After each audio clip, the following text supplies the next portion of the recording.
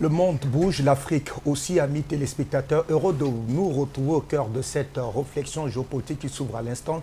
Une co-présentation bilingue au cœur donc de ce Global Inside. À mes côtés, Clarisse WIYDORVEN. Bienvenue, bonjour. Thank you so much, Fabrice, ladies and gentlemen. It is, of course, a special edition of Global Insight as we continue to edify, to decode the geopolitical stakes affecting not just the Russian Federation, but having a whole lot of impact on the African continent at the time that it is wanting to position itself in the global arena.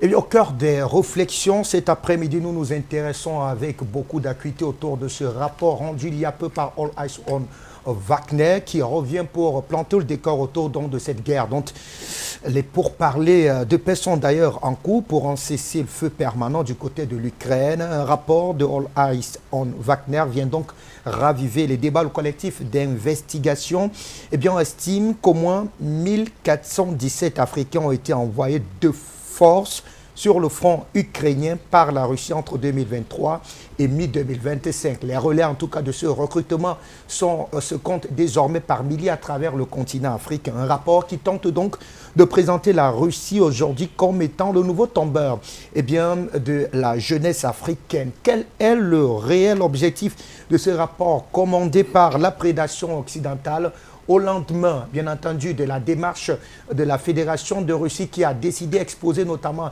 la complicité du gouvernement français qui tente donc d'assassiner clairement tous les leaders africains qui n'oseraient pas s'aligner derrière la vision occidentale. On fait le point au cœur de cette édition de Global Insight qui s'ouvre à l'instant.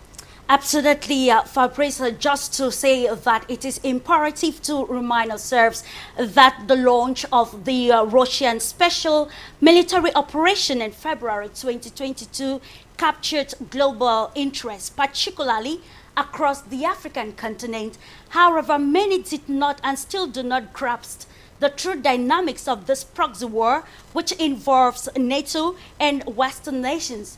Now entering its fourth year, the military conflict has devolved into a web of misinformation, corruption, and conspiracy, sparking significant diplomatic and geopolitical ramifications. The sphere of influence in Africa, now shaped in the war zone through narrative shaping.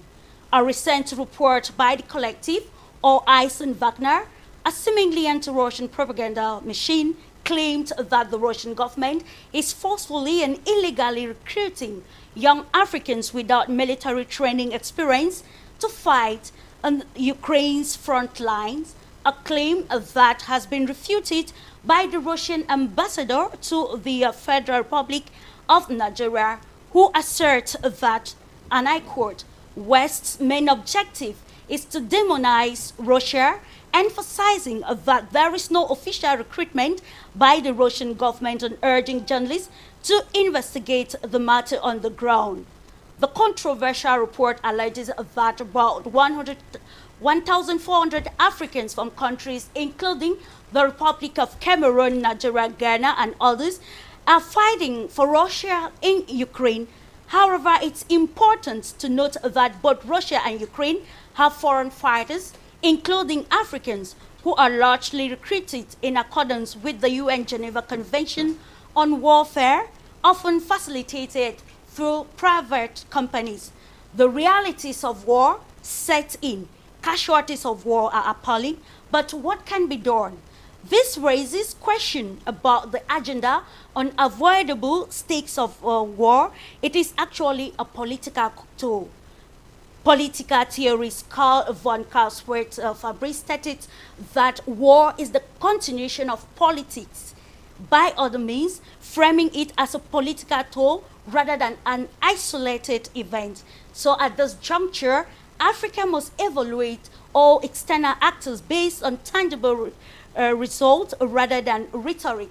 And this, of course, we are going to decode with a panel of experts understanding in total this report released by All Eyes on Wagner, looking at the veracity of the report, of course, asking if it is actually sending a signal or probably it's bringing us again into the era of agenda setting in this world of geopolitics. We are going to introduce this panel just after the jingle.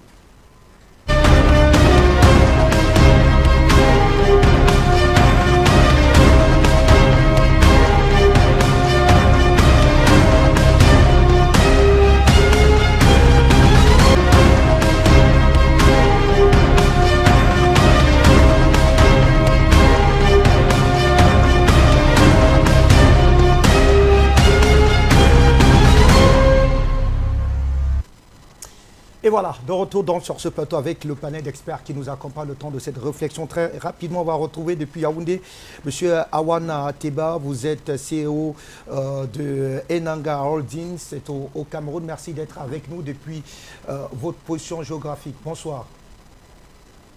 Bonsoir. Bonsoir M. Fabrice, bonsoir Madame Clarisse. Je suis ravi d'être de votre ce soir. Merci. Juste à vos côtés, toujours dans la même capitale politique du Cameroun, Charlie, vous êtes stratège consultant pour Pan-African Media. Merci infiniment d'honorer à cette autre invitation.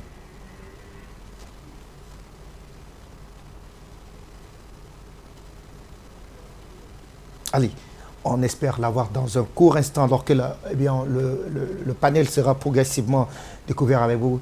Clarisse. Absolutely, absolutely, Fabrice. We are going first of all to acknowledge the presence of Christian Niet, war reporter, assistant editor in chief for international reporters. It's a pleasure to having you, especially on this very special edition of the program that zooms on something which is your area of expertise. Thank you for the invitation. I'm happy to be here. Looking forward to having a constructive discussion with you. Let's now move to Mozambique to acknowledge Professor Jose Mati Mulani, University Pedagogica, Maputo, researcher and also Africa president. Always a pleasure, Professor. Thank you. Glad to be part of this panel and I hope we'll enjoy this. Coming back now to the studio, let's acknowledge Dr. Michael Dimancher, a researcher in civil society. Thank you so much, Clarisse, and your colleague for inviting me. Thank you. Special greeting to all the panelists out there. Merci à vous tous, chers messieurs et dames, d'être donc au cœur de cette réflexion qui s'ouvre à l'instant. Place donc à la première réaction. Monsieur Awana Teba, ce rapport vous présente comme étant l'une des personnes pour lesquelles, en tout cas, la Russie se serait appuyée à l'effet d'apporter une plus-value en termes d'effectifs du côté de la guerre qui sévit donc en Ukraine. La question, je l'avais toute simple, monsieur Awana, avez-vous participé de près ou de loin au recrutement des jeunes Africains pour aller, pour être enrôlés, précision en vaut la peine, de force, afin d'aller donner un coup un appui logistique, mais surtout humain, à cette guerre qui oppose donc la Russie à l'OTAN du côté de l'Ukraine? Je vais vous répondre de manière claire et simple. Je le dis clairement, non. Je n'ai jamais participé au recrutement pour l'enrôlement dans le cadre de l'opération militaire spéciale. Et si vous me le permettez, dans le cadre du rapport dont vous faites allusion, j'ai été contacté justement par l'une des figures phares de ce groupe All Eyes on Wagner, et j'ai été clair avec elle. J'ai eu à recevoir dans mon bureau à Yaoundé des dizaines de Camerounais qui venaient volontairement me rencontrer pour me demander si c'était possible qu'ils rejoignent les rangs de l'armée russe. Moi, je leur ai dit, je ne fais pas dans ça. Je ne fais pas dans le recrutement pour l'opération militaire spéciale. Et c'est ce que j'ai précisé à la journaliste qui m'a contacté. Donc, je fais dans la promotion de la coopération Russie-Cameroun depuis une dizaine d'années, particulièrement et de manière plus large Russie-Afrique. Et actuellement, je suis représentant au Cameroun du programme AOEW, qui offre des opportunités de promotion l'entrepreneuriat, l'autonomisation et la professionnalisation des jeunes filles âgées de 18 à 22 ans. C'est ce que je fais dans le cadre du programme Alaboga. Et le programme Alaboga n'a rien à voir avec le recrutement dans l'armée. Déjà, c'est un secret de polichinelle. Les femmes ne sont pas mises sur le front ou en première ligne dans le cadre de l'opération militaire spéciale du côté de la Russie. Bien au contraire, c'est en face qu'on le remarque. Je reste avec vous, mais comment expliquer donc finalement que votre programme, vous l'avez d'ailleurs bien évoqué, à la Bouga, soit justement indexé par ce rapport de All Hands on Wagner qui croit d'ailleurs dire comme faire que vous avez recruté pendant plusieurs années aux côtés, du moins au profit de la Russie, des jeunes Africains qui, là, vous nous dites que vous avez d'ailleurs été contacté par des jeunes Africains qui voulaient volontairement s'identifier à cette guerre que connaît effectivement la Fédération de Russie, mais le rapport précise que ces enfants étaient enrôlés par la force et donc pas de manière délibérée. Encore là, une contre-vérité qui a donc été véritablement consignée dans ce fameux rapport qui sert aujourd'hui finalement de prétexte pour tenter de présenter la Russie comme étant un véritable ennemi de la, on va dire quoi, de cette voilà, de la croissance de cette jeunesse, de l'émancipation de cette jeunesse qui semble être prise au piège aujourd'hui de sa proximité avec la Fédération de Russie. Que répondez-vous finalement à ce rapport de All Eyes on Wagner? Bon, déjà, ce que je voudrais préciser, c'est que dans ce rapport, il est fait mention d'un précédent rapport, le rapport IFRI France. Parce que avant le rapport de All Eyes on Wagner, il y a d'abord eu un précédent rapport de IFRI France qui déjà me présentait moi et un autre de nos confrères africains qui est en Ouganda comme étant les principales personnes qui recrutions dans le cadre du programme Alaboga. Et ils ont très vite fait le parallèle avec l'opération militaire spéciale. Je voudrais dire que pour ceux qui me suivent personnellement et qui suivent nos différentes plateformes sur les réseaux sociaux, depuis pratiquement un an, nous avons publié plusieurs informations visant à déconstruire ce mythe.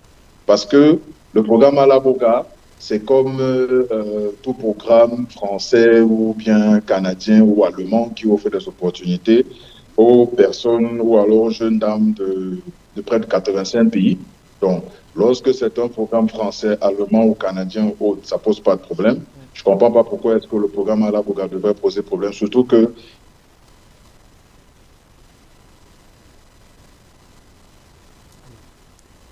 c'est une zone économique spéciale qui existe. Alaboga, c'est une zone économique spéciale, comme je le disais, qui existe depuis plus de 20 ans. Donc, il n'est pas... je ne comprends vraiment pas pourquoi est-ce qu'il y a un tel acharnement. Qu'on dise qu'il y a un recrutement dans le cadre de l'opération militaire spéciale, c'est un fait. Mais dire qu'il y a un recrutement forcier, moi je dirais non. Parce qu'à mon niveau, comme je l'ai dit, j'ai reçu à mon bureau des dizaines de personnes qui venaient nous voir volontairement, qui voulaient rejoindre les rangs de l'armée russe. Et moi je leur ai dit, je ne fais pas dans le recrutement, dans l'enrôlement dans l'armée russe. Donc, sur la base de ma propre expérience et de l'expérience de notre équipe, des personnes que nous avons rencontrées au bureau, je peux déjà vous dire qu'il n'y a pas de recrutement forcé. C'est pour ça que j'ai répondu aux spécialistes de All Eyes on Wagner pour leur dire que ceux qui ont fait un choix, nous avons fait le choix de ne pas accompagner dans ce recrutement-là, mais nous sommes avec le programme Alaboga. Donc c'est une incompréhension vraiment qui n'a pas lieu d'être. Absolutely, the reason why we're here with you, Christian, and yet let's have probably a holistic understanding of this report, a report without, concrete official documents that actually indicate that the Russian Federation is involved in this forceful recruitment of young Africans, of which Cameroonian youths are already victims. What can we allude to this new report, and given the present state of the war in Ukraine? So personally, I've already met 2 Africans who were fighting into the Russian army. They were both volunteers. So it was mainly guys who were students in Russia and who decided, as they told me personally, to as I said, Russia made a lot of things for Africa, helped a lot Africa, and they feel it was their duty to thanks Russia in a concrete way, and the way they found it was to fight for Russia in the special military operation. But these guys were volunteers. They were not forced, absolutely not forced to engage into the Russian army. They are not the only ones. There are also a lot of Westerners who are volunteers and fighting in the Russian army. I mean, I know many French who are fighting and from other Western countries. And it's really fun because when it's these guys from Western countries, so the West is describing them as mercenaries and so on. So it's clear they are volunteer, yeah? But when it's Africans, it's allegedly forced. Why? I mean, there is absolutely no difference in the way foreigners are recruited into the Russian army. You are French, or you are from Cameroon, or you are from India, it's all the same. So it's all based on volunteering, and they are all treated the same way. So there is absolutely no difference. But it's really fun to see the difference on how all these Western media or Western supported media, like this all on Wagner, are covering the things differently. I mean, so if it's a Westerner, then it's a traitor, it's a mercenary. But if it's an African, oh, it's poor guy, he has been forced, you know. It's like they are, you know, it's like they are intending that the Africans cannot decide by themselves, you know, they have to be forced to join the Russian army, which is completely stupid, honestly.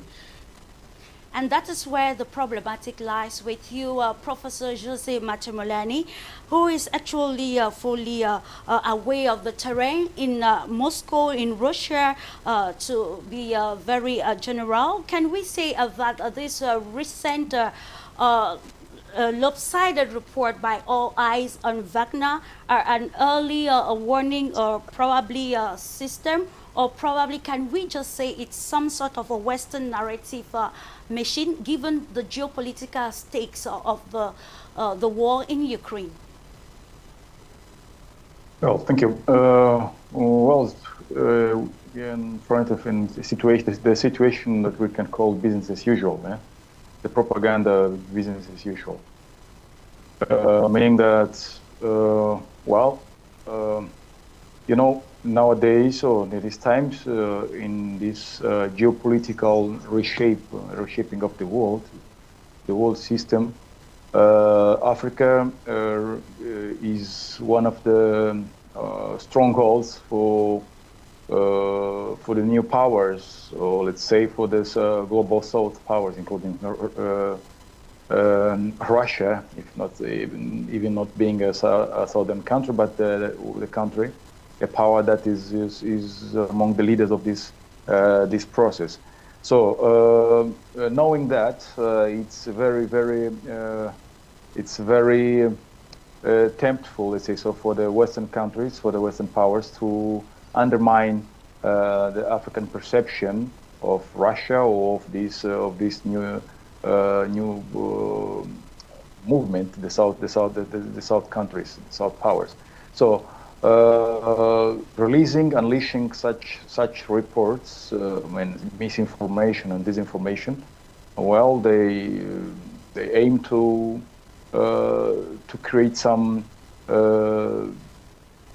let's say, intrigue, some between Africa and Russia, so to difficult that process. If that was the way they say, I think the African countries, the African governments would already have taken measures officially and to get more information or to cut that, to stop that kind of let's say forced recruitment. And one point that really interests me, or that catches my attention, it's about this being spread that, well, Russians are recruiting students, I mean, from Africa. I mean, they're opening opportunities, giving opportunities for African students in Africa to go straight, not for the studies, but go straight to the front lines. There's something that's being published for a while, and me as an ambassador of Russian science and education, I have the obligation to explain to people that that's not the case. That was never the case. If you are going to Russia for studies, you are going to Russia for studies. Okay, and that the example our colleague was saying right now with students who went there by their willing. Well, it's I think it's normal if someone changes, because not all of those who go somewhere to study are succeeded there. Let's start from that point. Yes, there's many reasons for someone to change his life path. Yeah, it's not because someone might be a loser or whatever, just because he finds himself in a situation where he understands that well, he has another path than the other one that he had previously determined. Yeah, so this is very important. But and it's most important is that for us in Africa, for us who understand what is the dynamic in this conflict, to explain to other people that they should be careful with this. I mean, this misinformation, yes, this fake news. So there is no such a thing, and if there was in such numbers they're talking about, I'm sure something would have happened. Yeah? I mean, in terms of diplomatic relations between Africa and Russia. Merci à vous, professeur Dr Michael Dimachou. On vous retrouve sur ce plateau. Je rappelle, vous êtes chercheur, également membre de la société civile du côté du Cameroun. Vous suivez de près, mais surtout très près, cette actualité-là. Alors, comment expliquer qu'au moment où, effectivement, la guerre en Ukraine rentre dans une phase assez sérieuse, on parle de ces pourparlers pour un retour à la paix, que l'on ait effectivement ce rapport dont à l'écoute des uns et des autres, on a suivi Christelle tout à l'heure, qui déconstruit véritablement tout ce qui est contenu dans ce rapport, notamment sur le mot de recrutement. Alors, quels sont les réels objectifs derrière un tel rapport, docteur? Yeah, you know, the war is in Ukraine. Of course, many people, many countries have tried to deter Russia from the war, and their methods have not worked. And one of the ways to do the work today is, propaganda does a lot of work, especially the media and all of those international organizations, like we have OIS on Wagner and all of those. Those are organs that are now being used to backpedal Russia, because the front line deterrent has not worked. So they have to use other methods. You know that Russia, in the first place, since it started its cooperation and collaboration with Africa, it has not equal well with the Western world. Knowing that the way that Russia is coming into Africa and the way Africa is embracing Russia, because this is something that people didn't expect. And so to frighten and deter, or maybe to discourage African countries from getting into that collaboration, which is already taking roots. I must say that the collaboration Russia-Africa is taking roots, and very fast too, which people didn't expect. So it has come like, a surprise to many people that Russia that was not in the war of colonization and all of those, now it is coming into Africa now, and Africa is embracing. And now living from the traditional Western world collaboration and getting after it with Russia. So it is a big issue. And when you see now, you look at the way the collaboration goes in terms of energy, in terms of military, in terms of information, in terms of politics and all of those. So it is baffling the Western world.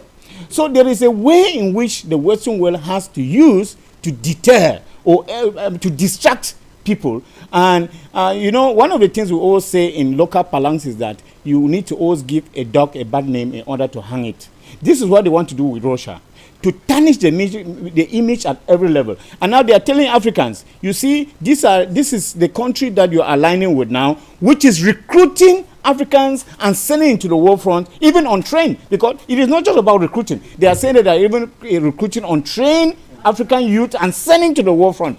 So they have to use all of those means in order to let African countries know that. There's even a report I read whereby they say Russia is getting the soldiers from many African countries in a manner that is like they are going through the back door to recruit soldiers from African countries. So now they want to let the African countries know the bad role that Russia is playing in recruiting soldiers, or with soldiers, many of them which are absconding from the military and then getting to Russia to fight in the war. And now they want to create this enmity between Russia and the African nation. It is very important. It is a war of words. It's a war of propaganda. It is backpedaling and all of that, which is very, very important in the world of today. You know, the media has a lot to do, and the international organizations too have a lot to offer. Because when you even look at the OIs on Wagner, the report that they write, sometimes it is not official report that is, yes, it's not even an official report. I don't know why people are relying so much on that. Now it has become an authentic report that people have to rely on. Absolutely. Yeah, because I've even gone to some of their reports in the past whereby people refuted the report. But why now, when it comes to now Russia, very particular in recruitment of soldiers, people are accepting the report? Of course, the Nigerian ambassador actually came up very boldly and outspokenly and touching the core of it, because sometimes it is always good to listen from the official spokesperson of the country, as he did in Nigeria. Yes. He strictly said the collaboration with Africa is bilateral, and it's a cooperation is due with win-win. It is not about recruiting of soldiers. And we do not have to forget this. We are not refusing that there are no African soldiers fighting in Russia. Of course, the ambassador actually he said it. That, sure. There are voluntary enlistments. Absolutely. We have to accept this. There are voluntary enlistments which are individual choices. Yes, these are individual choices. Now, I'm asking myself a question. How many soldiers, African soldiers, are fighting when America is in Afghanistan and all of those places? But nobody talks about it. Absolutely. Why are they not talking about it? Why now, when it comes to a few chunk of soldiers, blacks who are in the Russian... Exactly. Now, everybody is talking about it. Now, you see that war. And I'm asking myself, Russia is winning the war. Does it need to come to Africa to take soldiers to go and fight there? And Ukraine is crying foul. The Russia is pounding on it, and Russia doesn't need any arsenal of military from Africa to come and fight the war. So it is just an issue where people just want to weaken, to backpedal, to bring down Russia, they tarnish the image of Russia from their collaboration and cooperation with the international organization, Africa and all of that. I think it's just that. Absolutely, and that actually touched the core which we mentioned in the preamble, that the sphere of influence for Africa is now being decided on the war front. And with this program on the table, we want to look at how the Western media and other probably independent media who are against the Russian Federation, who do not understand the dynamics of the Ukraine war, have actually bought the agenda. We are going to meet Charlie Kene to give us a geostrategic understanding of this report and the implications that this will have, especially on the African continent in its own sphere of influence and its dynamics of the New World Order.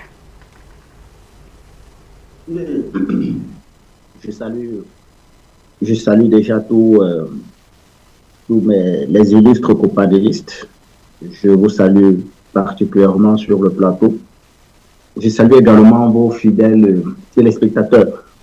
Effectivement, c'est une très bonne question que vous me posez là. Mais maintenant, je pense que si vous analysez ensemble tout ce qui a été dit ici depuis le début de cette émission, vous remarquerez que nous sommes là en plein propagande de guerre. Et quand je parle de propagande,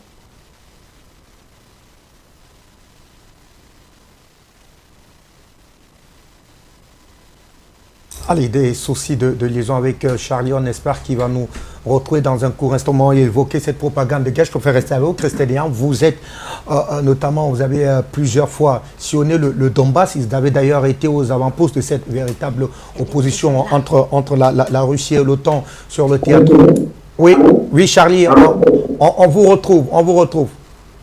Allez-y. Oui, désolé. Désolé, c'est la machine. C'est le réseau autant pour moi. Donc, il faut bien qu'on comprenne, quand vous regardez la manière avec laquelle cet article a été rédigé, vous voyez qu'on n'est pas très loin de ce que Noam Chomsky, dans son livre Les 10 stratégies de manipulation des masses, dénonçait. D'ailleurs, vous remarquerez que dans cette logique de propagande de guerre, si vous allez lire également Michel Collomb sur les 5 principes de la propagande de guerre, c'est-à-dire les éléments que l'Occident a pour habitude de mettre en avant lorsqu'il veut amener la conscience collective à ce que Noam Chomsky et Michel Collomb appellent la fabrication du consentement, c'est-à-dire cette manie pour l'Occident à créer ce qui n'existe pas pour simplement légitimer leur action dans le monde entier. Et c'est ça que Noam Chomsky et Michel Collomb dénoncent justement dans les différents ouvrages dont je venais de citer ici. Cela participe simplement de la fabrication du consentement. Et si vous allez lire le livre effectivement de Noam Chomsky qui a été coécrit avec Edward Herdman qui s'appelle La fabrication du consentement, le rôle des médias mensonges en démocratie, vous comprenez très clairement l'objectif voulu. À l'intérieur du livre, par exemple, Noam Chomsky nous dit clairement que le but ultime de cette fabrication du consentement, c'est de nous faire accepter les choix et les orientations justement du politique. Or, il est clair ici que dans le cadre de la crise qui oppose la Fédération de Russie à l'Ukraine, on est clairement dans un affrontement entre l'Ouest et l'Est. Et aujourd'hui, on se rend bien compte que l'Est, avec la Fédération de Russie, est en train véritablement de prendre le pas, à la limite même d'humilier l'Ouest, parce qu'on se rend bien compte que dans le conflit qui oppose la Russie à l'Ukraine aujourd'hui, c'est pratiquement tout l'OTAN qui combat là. On a une association de pratiquement 50 États qui ont été humiliés sur le sol ukrainien.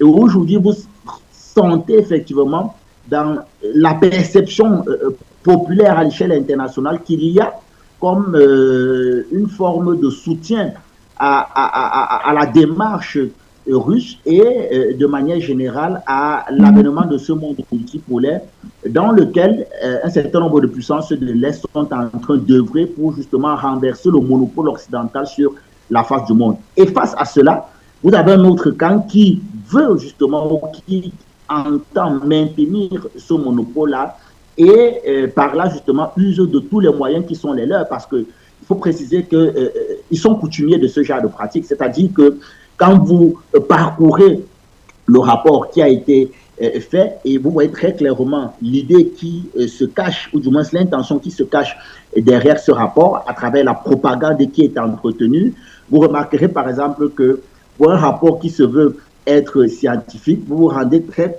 clairement compte qu'il y a une certaine absence dans la triangulation, autant pour moi, la triangulation des sources. C'est-à-dire quoi? C'est-à-dire que cette attitude à croiser un certain nombre de données opposées pour justement extraire la vérité. Or, regardez ce qui se passe à l'intérieur de ce rapport. On observe une certaine unilatéralité, c'est-à-dire que vous verrez par exemple que c'est un article qui s'appuie sur All Eyes on Wagner. Or, on sait aujourd'hui que c'est un collectif d'investigation dont les liens sont très proches d'un certain nombre d'intérêts occidentaux. Vous avez également RFI qui est cité. Nous connaissons aujourd'hui les tensions diplomatiques parce que précisons que RFI c'est un média d'État français, c'est un média du Quai d'Orsay, donc c'est un média à la solde de la propagande française et donc de la politique étrangère française sur le reste du monde. Et vous remarquerez qu'aujourd'hui, il existe une certaine tension entre la France et la Fédération de Russie qui fait en sorte que derrière ce discours, il y a une volonté manifeste de diaboliser l'adversaire. À côté de ça, vous avez une absence de contradiction. Vous ne pouvez pas, dans un tel document, parler du Cameroun, parce que c'est important de préciser. Je ne sais pas si on aura assez de temps pour comprendre le caractère stratégique qui a été à l'intérieur de ce document en citant de façon précise le Cameroun, parce que ce n'est pas un choix anodin. Parce qu'avec ces gens-là, le hasard n'existe pas. Tout est bien pensé. Il y a une logique, il y a une méthodologie, il y a quelque chose qui se trouve derrière les actes qu'ils posent. Vous remarquerez qu'il y a une totale absence de contradiction. On vous parle de 94 décès pour 335 combattants. En précisant que quand vous analysez même l'échantillonnage, il serait quand même hâtif de dire que le Cameroun serait en tête des pertes de ce côté-là. Pour la simple raison que l'élément sur lequel ces données se fondent, en réalité, ce sont des éléments qui ne revêtent pas un caractère scientifique. Aujourd'hui, on se rend bien compte que c'est une analyse qui est faite sur la base de données collectées sur les réseaux sociaux ou même encore un certain nombre de fuites partielles. Mais si on reste même sur cet élément-là et que vous annoncez 94 décès, mais appuyez-le au moins par des données officielles. C'est-à-dire que est-ce que vous avez pris pour référent, par exemple, le ministère de la Défense russe ou encore le ministère des Affaires étrangères camerounaises, parce que ce sont les pays qui sont cités, pour confirmer les 94 décès dont vous faites mention dans votre document? Est-ce que vous avez pris des données, par exemple, d'ambassade ou encore le registre d'état civil, que ce soit camerounais ou russe, puisque ce sont les personnes qui sont citées, pour justement donner une certaine crédibilité à votre rapport? Mais on en est très loin. À côté de ça, toujours dans cette propagande, vous voyez, il y a un caractère malicieux derrière, parce que dans le texte, on utilise des ressorts émotionnels typiques justement de la propagande de guerre, plutôt que des faits avérés. Je vous prends un cas très simple. Il cite dans ce document les cas de Ndogmo Brice et de Onana Moïse Roger, justement parce que ces deux cas-là leur permettent d'humaniser leur récit pour justement susciter l'émotion derrière justement ceux qui vont lire le document. Or, même s'il est vrai que c'est un récit quand même assez tragique, vous ne pouvez pas prendre deux cas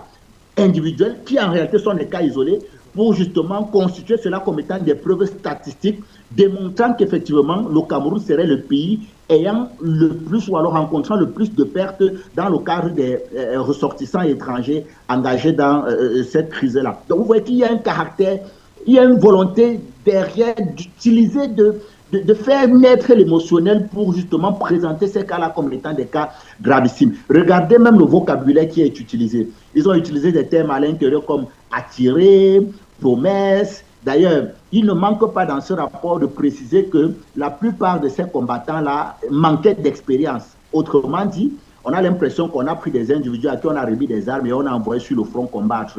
Or, vous avez suivi clairement les analyses de mes prédécesseurs. Monsieur Michel Awanabou dit très clairement que des Camerounais se sont rapprochés de lui, désirant aller combattre du côté de l'Ukraine. Donc, non seulement on élimine déjà la piste qu'ils ont été enrôlés de manière forcée, mais puis, quand vous voyez justement le vocabulaire utilisé, on vous parle d'attirer, on vous parle de promesses, on vous parle de manque d'expérience.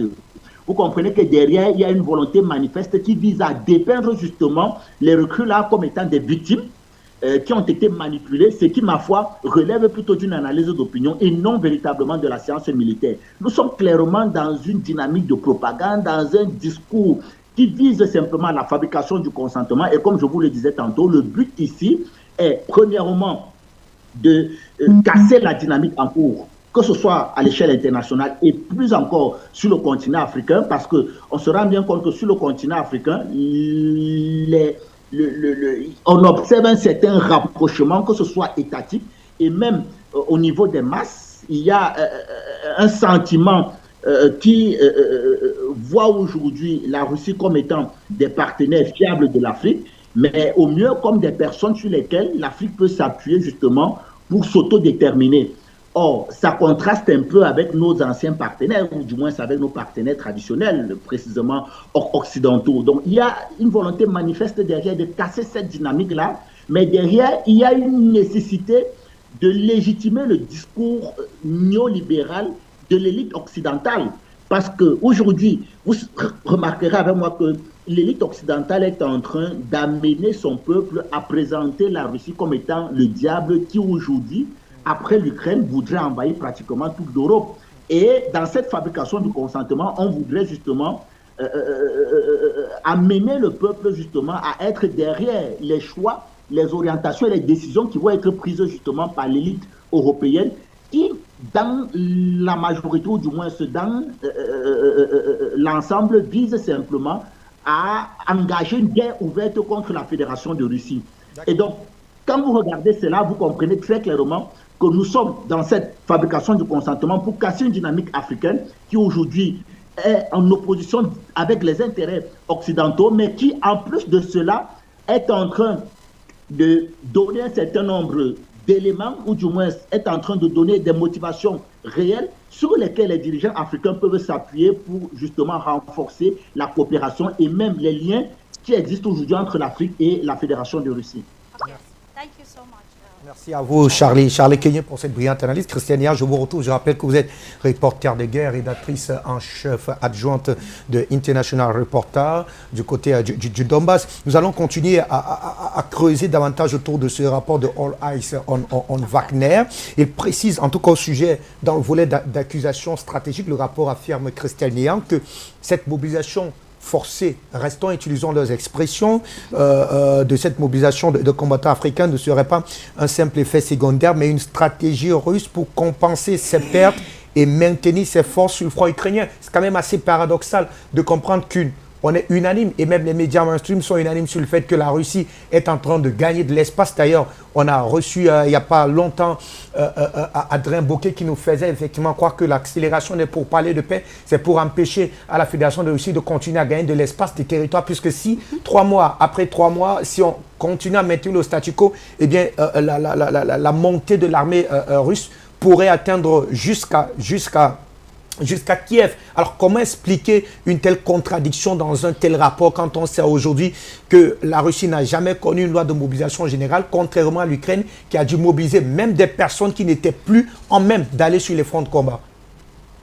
Mais en fait, ce rapport est dans la continuité de nombreux rapports, entre autres de médias, par exemple français, qui disent oui, certes, la Russie avance, mais avec des pertes énormes. C'est-à-dire d'essayer de minimiser ça. Donc on nous ressort les fameux, ce qu'ils appellent les assauts de viande, hein, c'est-à-dire on nous raconte que les Russes, comme à l'époque de la Grande Guerre patriotique, enfin la Seconde Guerre mondiale, envoient des vagues et des vagues et des vagues de soldats à l'assaut jusqu'à ce qu'ils arrivent à prendre une position, ce qui est complètement délirant. Cette stratégie n'est absolument pas utilisée par l'armée russe, surtout maintenant que les drones, on va dire, ont pris le contrôle du ciel. Actuellement, on voit clairement que les avancées se font par tout petits groupes, c'est-à-dire on envoie des groupes de 3 soldats. On n'envoie pas du tout une vague de, je sais pas, 200 ou 300 soldats sur une position. À l'heure actuelle des drones, ça serait de la folie.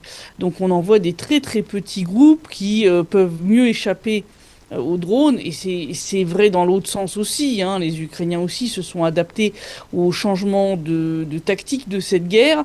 Donc en fait le but de ce rapport, c'est de venir remettre une couche sur l'idée que, oui, bon, certes, la Russie avance, mais bon, elle a perdu, je sais pas combien de millions d'hommes, etc., ce qui est complètement délirant. Comme vous l'avez dit, la Russie n'a pas passé une mobilisation générale permanente comme en Ukraine. En Ukraine, on voit de plus en plus des vidéos absolument effarantes de ce qu'on appelle la bussification, hein, c'est-à-dire un minivan rempli de recruteurs militaires qui attrapent absolument tout homme qui leur tombe sous la main, y compris des personnes handicapées, y compris des diabétiques, y compris des gens qui jusque-là avaient ce qu'on appelait une réserve, c'est-à-dire les gens qui travaillaient dans certaines industries majeures, très importantes. On a eu l'exemple complètement fou de l'ingénieur en chef d'une des usines de drones de Kiev,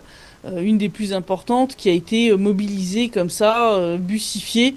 Voilà, donc le gars a été envoyé sur le front alors que sa place aurait été clairement à faire son travail à l'usine. Et donc, résultat des courses, il faut essayer de cacher les pertes ukrainiennes. On voit partout dans les médias occidentaux où on nous présente des chiffres en fait complètement inversés. C'est-à-dire qu'on fait croire que l'Ukraine a eu peu de pertes et que la Russie en a beaucoup. Sauf que c'est complètement l'inverse. On a de programmes, enfin de chaînes ou sites qui font entre autres les calculs des pertes côté ukrainien. Il s'agit de la chaîne Geopolitical qui compte le nombre de nécrologies de soldats ukrainiens depuis le 24 février 2022. Ils ont déjà dépassé les 720 000, alors que on va dire l'équivalent, on va dire, de ceux qui comptent les nécrologies côté russe. On en est, je crois, à 160 ou 170 000, quelque chose comme ça.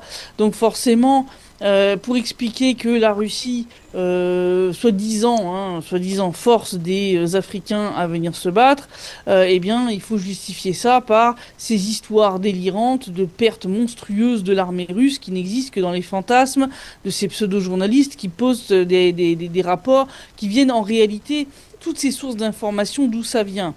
En réalité, quand ils daignent indiquer leurs sources, toutes ces sources concernant les pertes russes monstrueuses, ça vient d'où? Ça vient des services de renseignement ukrainiens. Bon, vous comprenez bien que ça, comme source, c'est pas du tout fiable. Hein, on est dans un conflit, donc clairement, le but des services de renseignement ukrainiens, c'est de dépeindre un tableau côté russe qui est bien pire que ce qu'il est en réalité.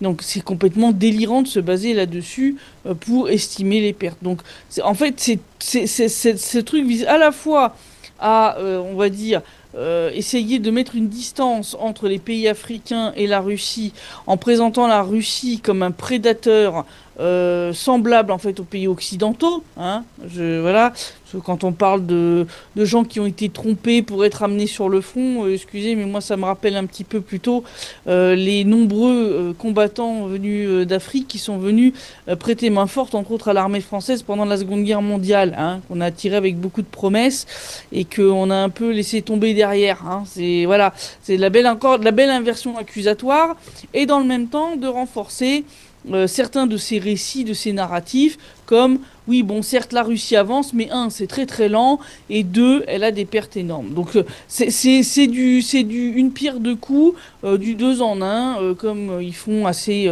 régulièrement.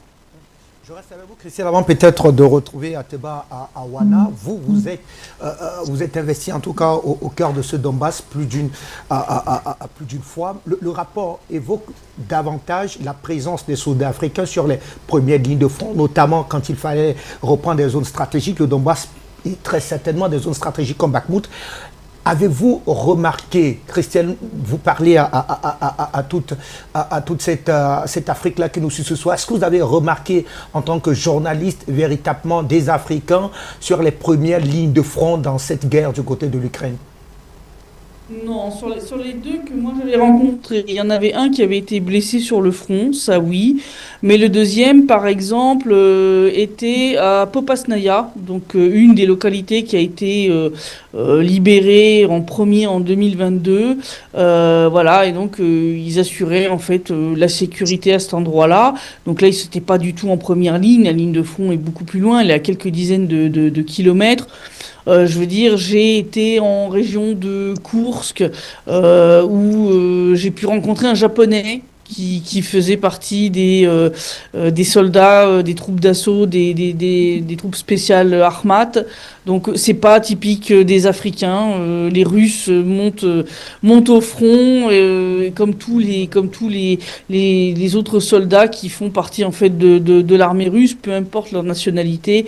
Il n'y a pas de favoritisme, il n'y a pas de on en voit plus telle catégorie que telle autre, pas du tout. C'est vraiment, vous avez une écrasante majorité de Russes sur la ligne de front, de Russes ethniques. Donc c'est complètement délirant. Le but est bien sûr, encore une fois, de présenter la Russie dans un format inversion accusatoire, en fait de reprendre en fait ce qu'ont fait les Occidentaux, comme je disais, pendant la Seconde Guerre mondiale, où la France a massivement utilisé ses colonies pour eh bien remplir ses forces armées pour libérer la France. Et ces gars étaient envoyés effectivement souvent en première ligne. Bon, là, il n'y a pas de différence, tout le monde est mis à égalité. Je veux dire, il n'y a pas de préférence, on va dire, pour mettre les Russes plus à l'abri à l'arrière et puis les étrangers plus sur la ligne de front. Ils sont tous à égalité de ce point de vue-là. Et ça, c'est quelque chose, je pense aussi, qui dérange un petit peu l'Occident. Donc il faut essayer de présenter l'image sous un jour plus défavorable. Mais j'ai pas vu particulièrement, on va dire, une proportion d'Africains en première ligne qui serait disproportionnée par rapport, on va dire, au nombre de combattants étrangers versus le nombre de soldats russes ethniques. Merci. Merci à vous, Christelle, pour ce témoignage en direct à la télévision.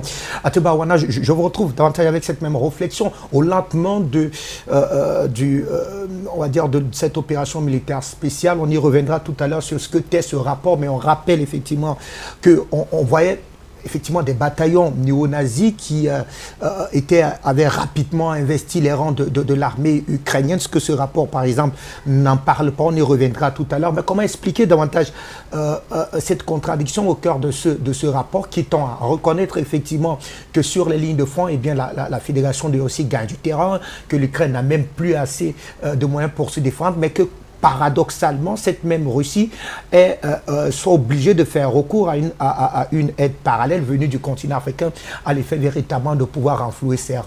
Ateba. À la suite de mes précédents co-panélistes, moi, je vous dirais que le schéma, il est connu. Le schéma, il est très connu. Et je vais même aller plus loin. Ce rapport n'est pas seulement partiel, parce que il y a beaucoup de missions. Je vais prendre l'exemple sur nous, par exemple, qui représentons le programme Alaboga. Plusieurs représentants africains du programme Alaboga ont été appelés pour être menacés au téléphone. Moi, personnellement, j'ai été menacé au téléphone en août. J'ai été appelé, je pense que j'ai échangé, j'en ai même parlé à Madame Clarisse qui est ici sur le plateau avec nous. Donc, ils ne se contentent pas seulement de vouloir attirer la sympathie ou l'émotion africaine, comme le disait tout à l'heure le chercheur Chadi. Ils vont même pas à la terreur. J'ai enregistré cette conversation. Toutes les personnes à qui j'ai envoyé ça étaient sidérées. Quelqu'un m'a appelé avec un numéro nigérian, avec un ton, un accent britannique. Donc, ils ne vont pas seulement sur le plan de l'émotion, ils vont sur le plan de la terreur. Il n'y a qu'à voir le nombre d'articles qui sont sortis sur ma personne depuis que je représente ce programme.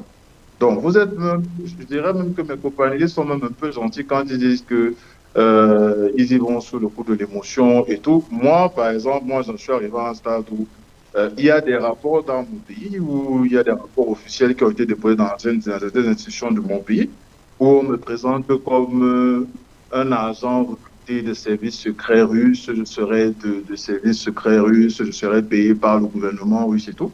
Moi, j'ai plusieurs fois dit aux gens, donnez-moi les preuves matérielles et financières qui prouvent que je suis financé par le gouvernement russe, ou alors je suis recruté par les services secrets russes. Prouvez-le-moi. Donc, ils n'y vont pas seulement par les émotions, ils y vont aussi par la peur, ils y vont par la terreur. Lorsqu'il tout à l'heure, le chercheur le disait, lorsqu'il précise le Cameroun, il y a plusieurs pays qui envoient qui ont des représentants qui y vont de manière volontaire. Donc, c'est une stratégie savamment pensée. Même au niveau des sources, je vais revenir là-dessus. Lorsque vous regardez, qu'est-ce qu'ils citent comme source? Ils citent d'autres rapports qui ont été rédigés toujours sur des faits non avérés scientifiquement.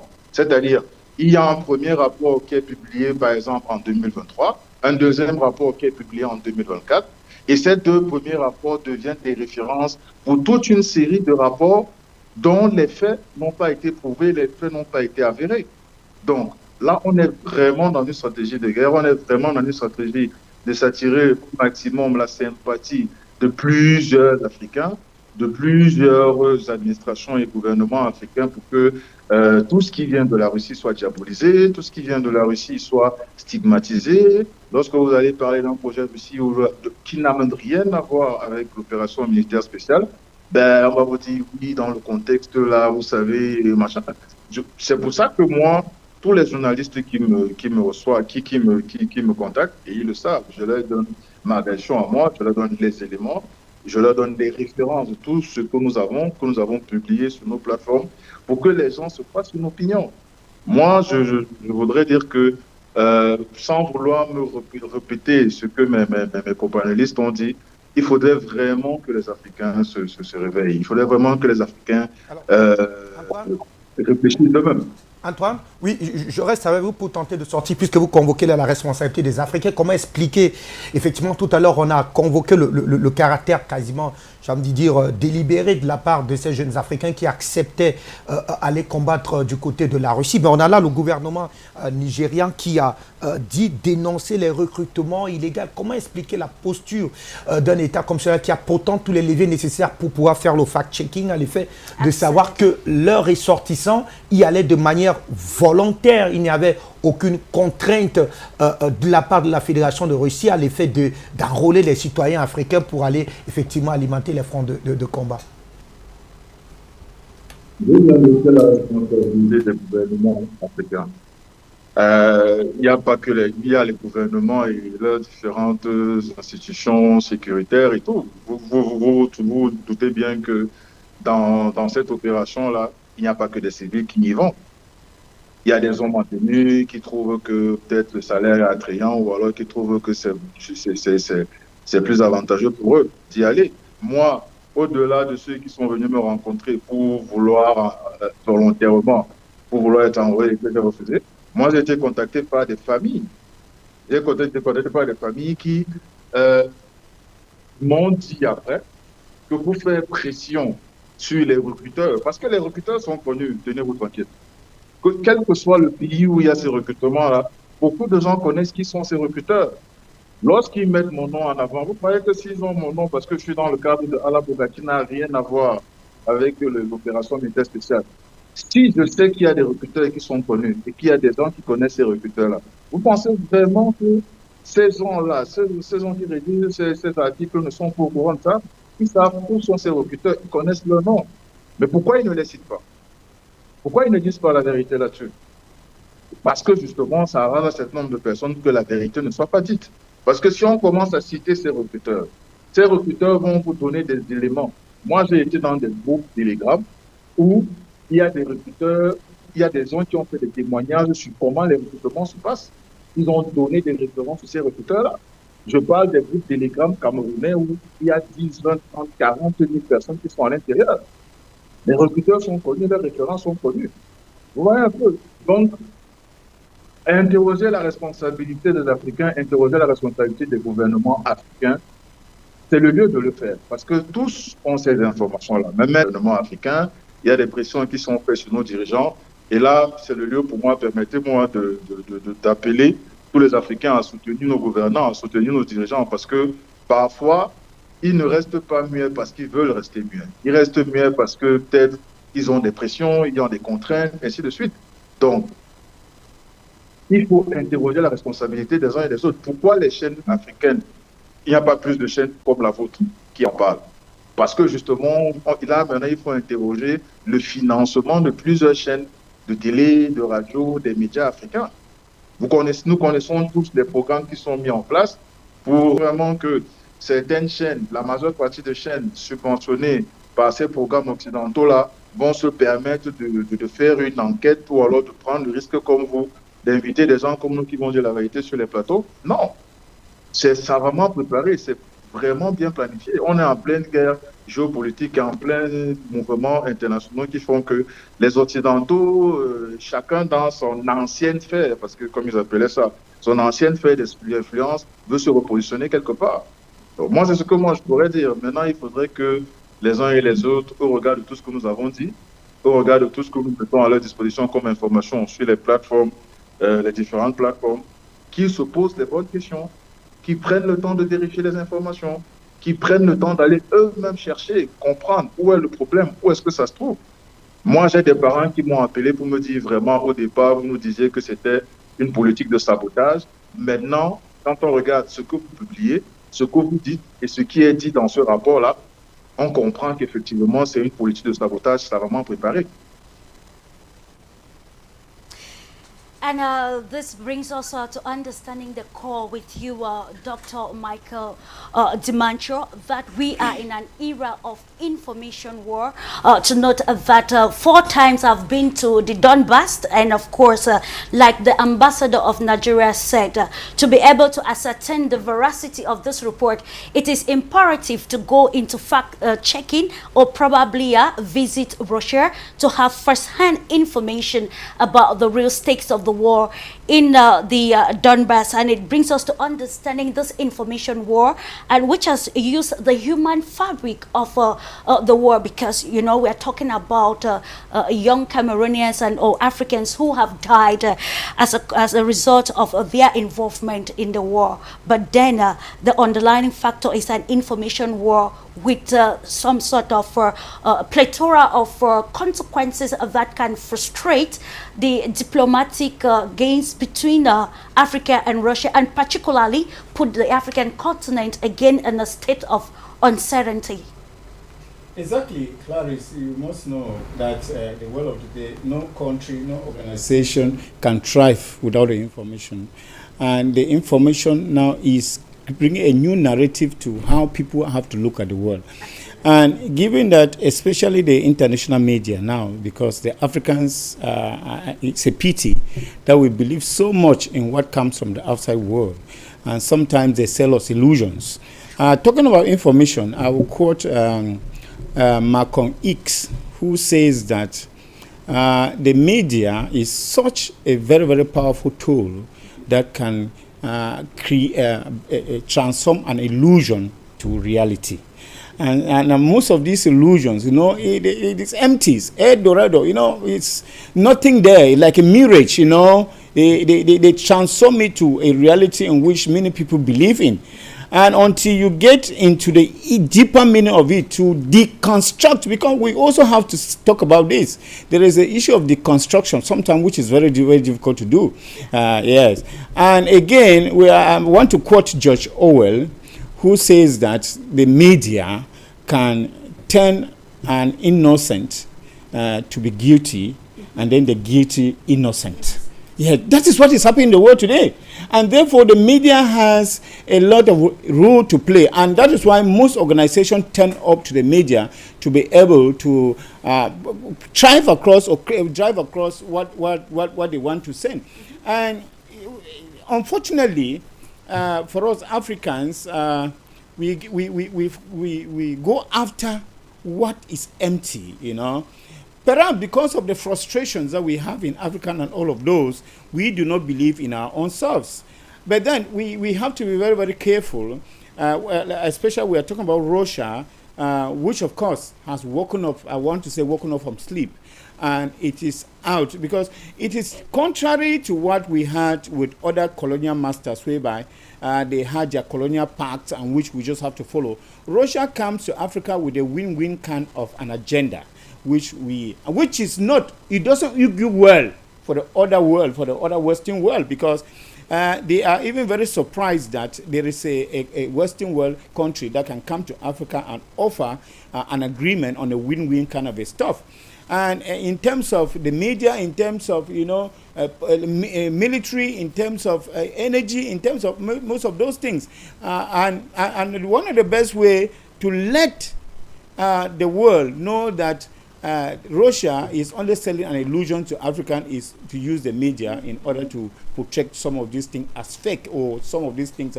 And so the war can take different angles, you know. You can take different angles. You can decide to, you have an opponent who is above you, and instead of seeing that you cannot fight that war and win, you get to another angle in order to find that opponent. I think this is just what we are looking at and what we are seeing nowadays. I talked about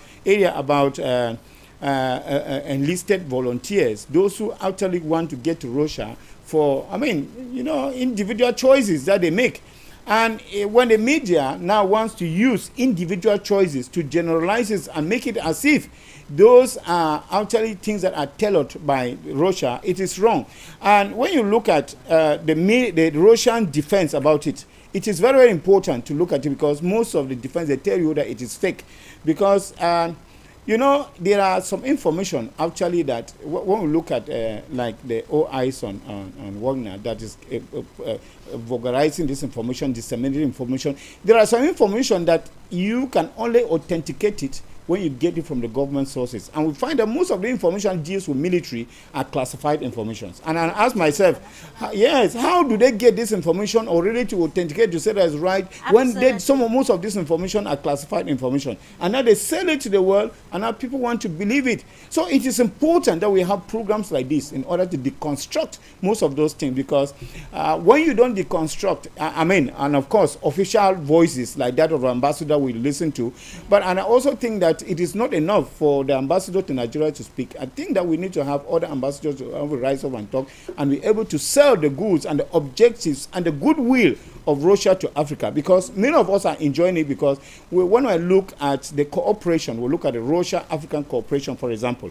I didn't see any clause and any deals on the provision of soldiers to fight in Ukraine. I've never seen any clause on that, because I read on those clauses that deals with energy, deals with most of military and all those things. It is about cooperation, and it is win-win cooperation that is this. There is none, and that's why I talk about some information that is classified. How do we not come out and that information we have here, you cannot verify it? Why do you think that it is only the eyes on one that has that information that can be able to give it to the world? So that's why we need this construction of this information, because we who read this, each time that the last time you see there was even the African leaders who went to Russia. They also went to Ukraine to broker a deal. They broker a deal to exactly. So how do you think that the African leaders will leave, go to Russia, go to Ukraine to broker a deal for a peace deal between them, and then in another way they are sending soldiers to it doesn't make any sense.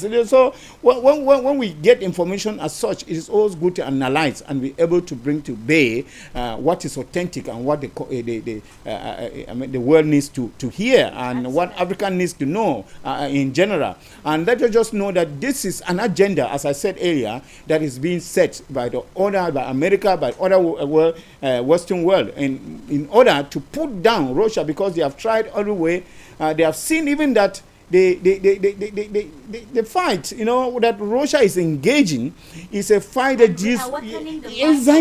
Africans. That fight is real, working in the minds of Africans to say, oh, at one moment you see that we can be able to deal on this kind of win-win and bilateral kind of a relationship with the world. And now, since it is against the objectives of most of them, who come here at the level of authority, coming to speak down on people on solidarity, then they feel that it is wrong. In order, they have to tarnish that image in order to attain their objective. I think that is just there. And yes. Absolutely, because the wind of change is actually real, and it's radical, and it brings us again to what some pundits will always say to be an economic language or policy of some countries. And it has shown that majority of the Western countries, they'll always use crisis, disinformation and war to be their economic language.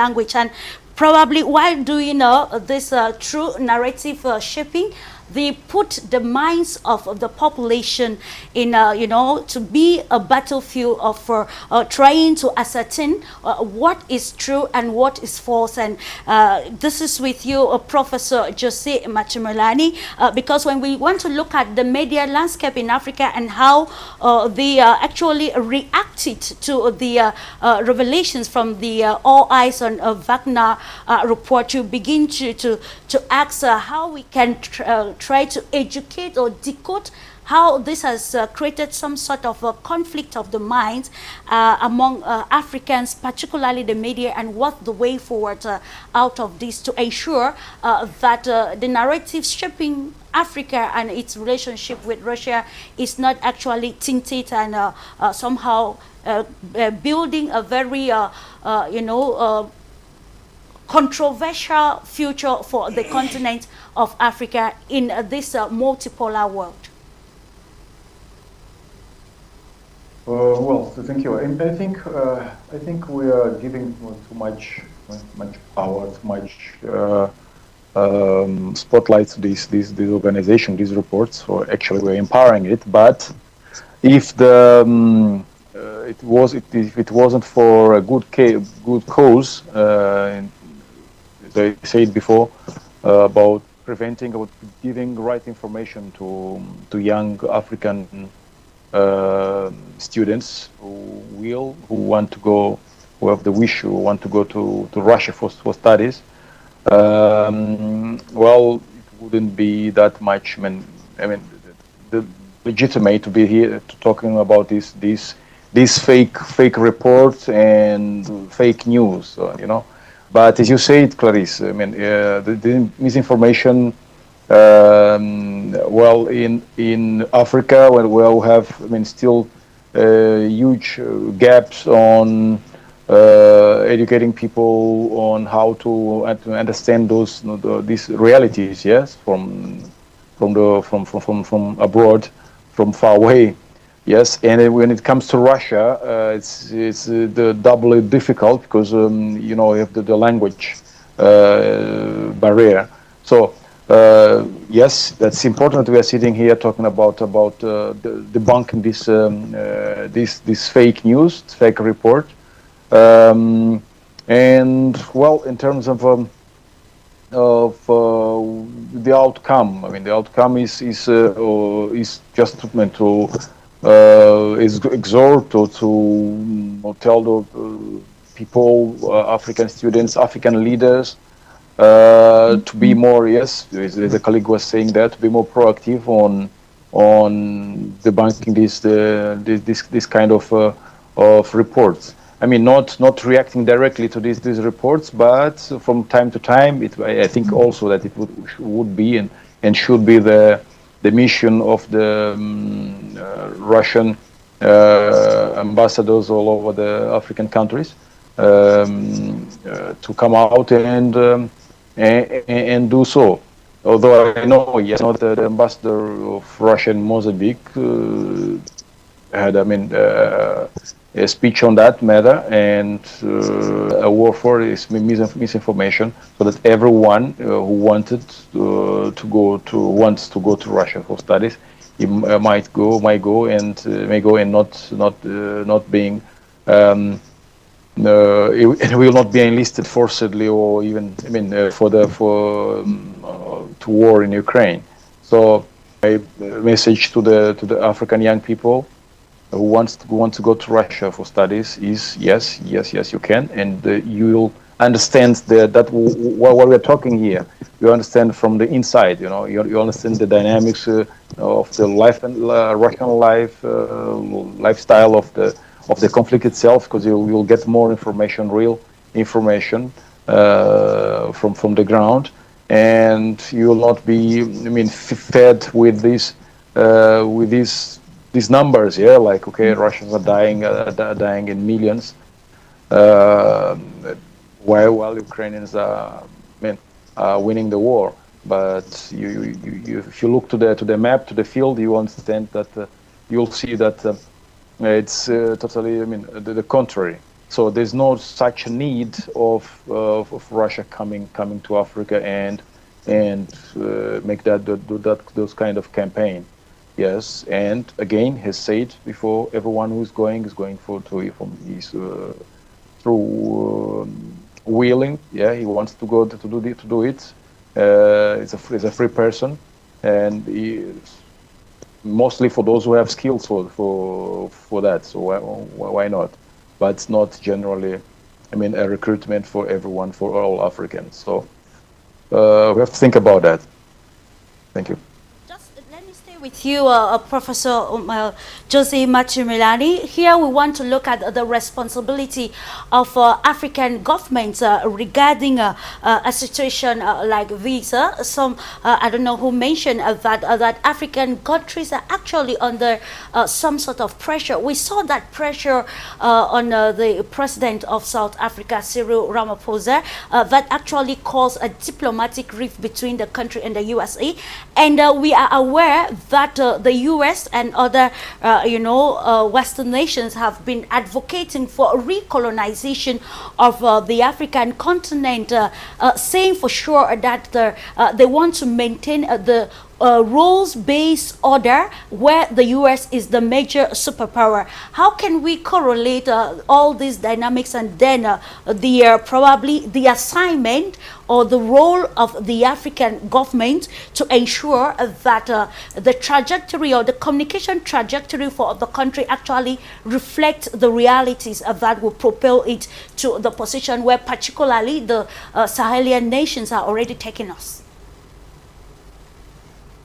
Well, again, that's normal in geopolitics. That's and it's been like that for centuries. Yes, African countries can defend themselves, can project a better image if we train people to do so. If we design a clear,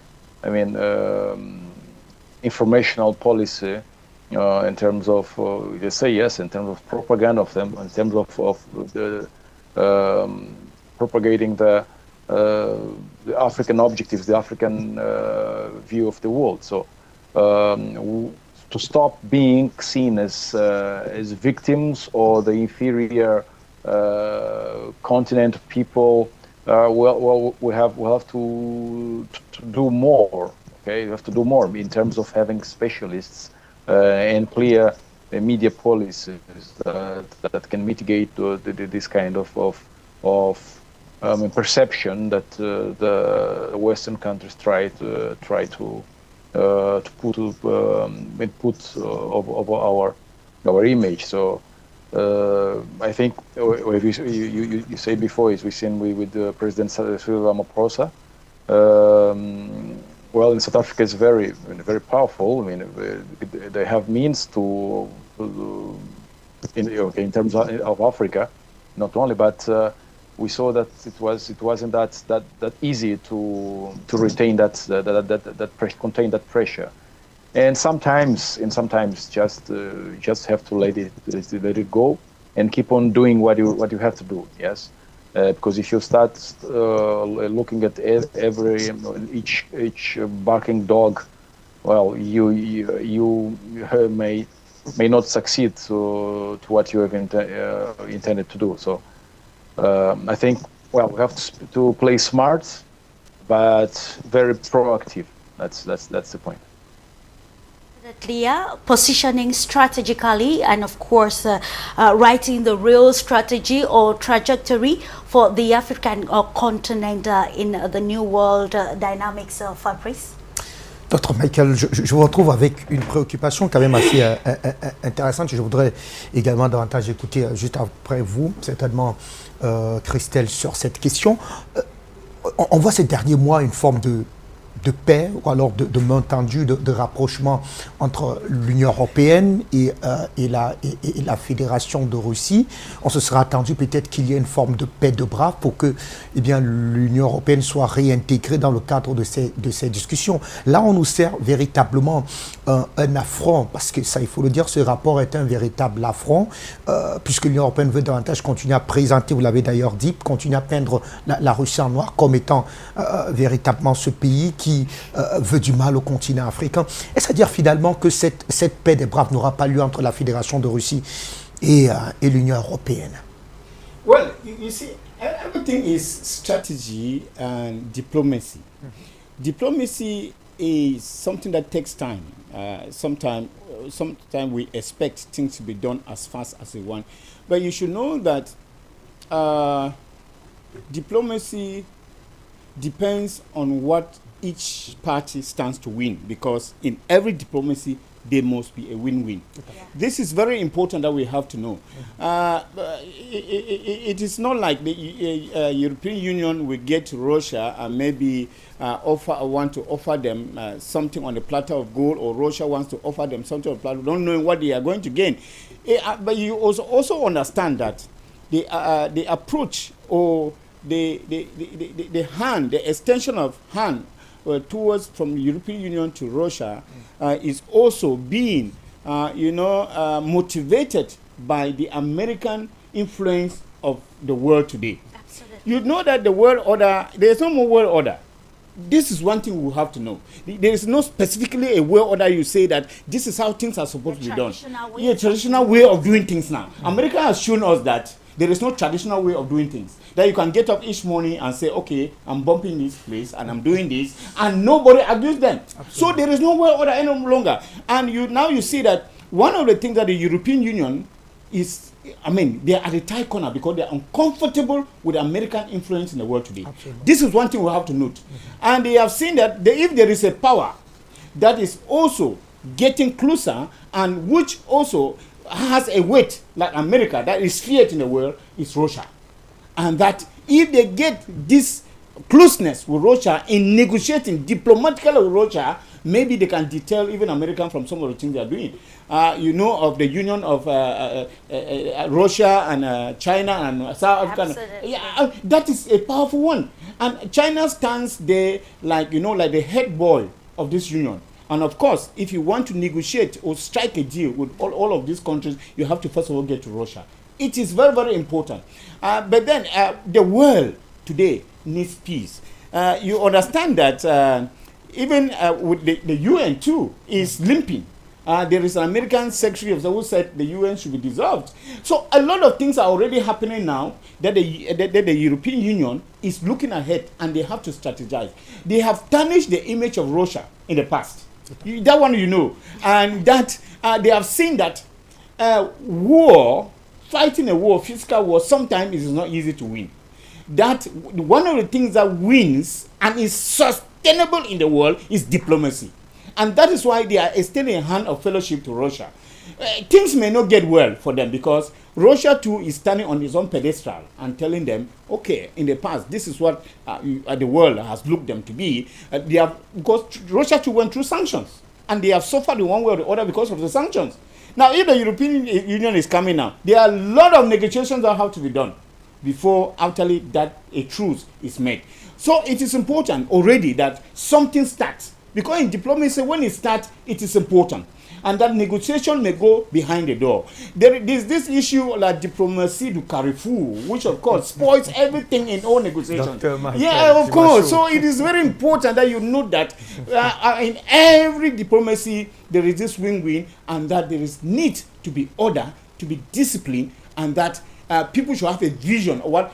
See, all enemies, you need to always be very, very careful with them. Because the European Union had proven itself to be an enemy of Russia. So Russia too needs to eat with them with a long spoon, view them at arm's length to know exactly why they are coming. So it is important that we know that these things will take time. And it is unfortunate that why diplomacy takes a lot of time, a lot of things are happening in the world. There is war, there are crises, there is famine, and there are... And given that war is actually a political tool too. We begin to exactly. actually ask that is it. Because some of the things that I see is that war too gain or benefit some people. They have an interest to keep war going. Yeah. You know, a lot of people are gaining even from the war. Russia, they are gaining because you even ask yourself, even the UN has an interest in the war. That one is clear. Absolutely. Because if the war ends the war ends in the world, where are they going to keep the population? Of course, those they have employees to deal with war issues. It's just that we are talking about issues of HIV/AIDS. They have already had thousands and thousands of people work on HIV/AIDS. If HIV/AIDS, a cure is made today or is discovered today, which of course could be discovered if they wanted, what would they do with all the workers? So they have to keep on twisting that and playing their own game, and why the masses and the general population suffer. So I think that it is important that this has started, and we have noted, and we are going to follow up the talks. So subsequently, why they go, we are going to take them to task on what has been happening, because and Africa needs to set an agenda, especially as far as the media is concerned. And you even talk about the European Union. I mean, that should even have a spill over here in Africa. What is the Africans' role in negotiating also with the powers that be with Russia and all other people, rather than the propaganda we are having here, which is to me is no issue, is no news. Of course, this propaganda we have is no news. I think that the important issues to be done should be negotiation of this sort.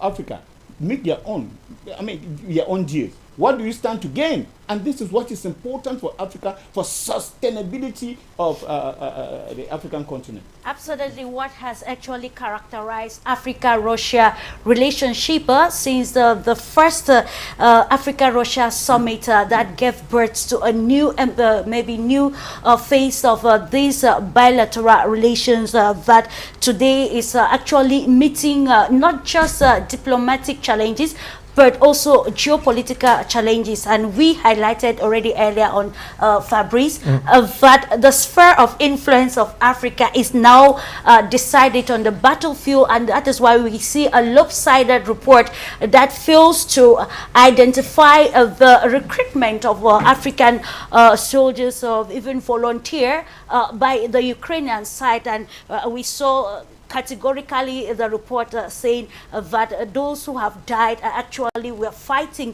for the Russian Federation, which makes it so, controversial at this juncture. Merci à vous.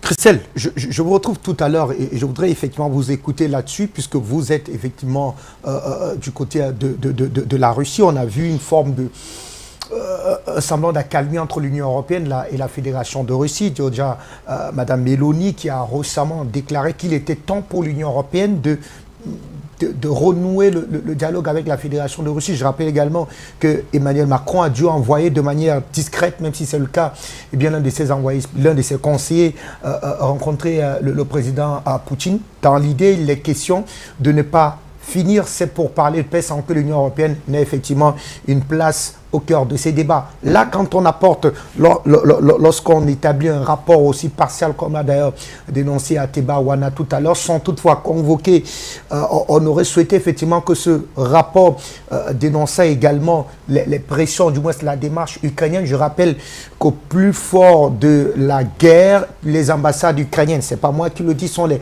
services de renseignement de plusieurs pays africains qui l'ont d'ailleurs dénoncé. Les ambassades ukrainiennes sur le continent africain étaient devenus des points focaux de recrutement des jeunes Africains pour aller véritablement combattre dans les rangs de l'armée ukrainienne. Ceci n'est pas dit dans ce rapport. Alors, on comprend très clairement que l'Union européenne est dans une forme de prolongement de la guerre et non plus dans une démarche de paix avec la Fédération de Russie. Et c'est-à-dire finalement qu'il n'y aura plus de paix entre la Russie d'une part et l'Union européenne d'autre part. Je pense que ça va prendre très très longtemps. Les propos de Madame Meloni, en fait, rejoignent ceux d'Emmanuel Macron. En fait, le but de l'Union européenne, c'est... En fait, il ne supporte pas d'avoir été mis sur le côté. C'est-à-dire que le processus de négociation actuel, c'est joué entre les États-Unis, qui jouent les médiateurs, la Russie et l'Ukraine. Et l'Union européenne, si vous voulez, eh bien Donald Trump, en gros, leur a dit bah, écoutez, c'est plus vos affaires, moi je m'en occupe, je vais arriver à les mettre à la table des négociations et on va régler tout ça sans vous. Et ça n'a pas été du goût de certains dirigeants européens, dont Madame Meloni, dont Emmanuel Macron, qui, en fait, ont plus été surtout piqués dans leur ego qu'autre chose. Et puis surtout, ce qui se passe, c'est que l'Union européenne, en tout cas les dirigeants européens, commencent à comprendre que ils vont être finalement les dindons de la farce, enfin que l'Union européenne va être les dindons de la farce, surtout les contribuables européens, puisque quand Donald Trump a fait venir la fameuse fine équipe, là, avec, on avait monsieur, le Premier ministre britannique, on a eu Emmanuel Macron, Madame Meloni, le président finlandais et monsieur Merz, ça s'est conclu par quoi? Ça s'est conclu par, bon, ben maintenant les États-Unis ne payent plus, c'est l'Union européenne qui va payer toute l'aide, qu'elle soit économique ou militaire, à l'Ukraine. Mais alors en prime, cette aide militaire sert non pas à acheter des armes produites par les pays européens, mais pour acheter des armes américaines. Ça, c'est ce qui s'appelle vraiment, excusez-moi, mais se faire avoir deux fois.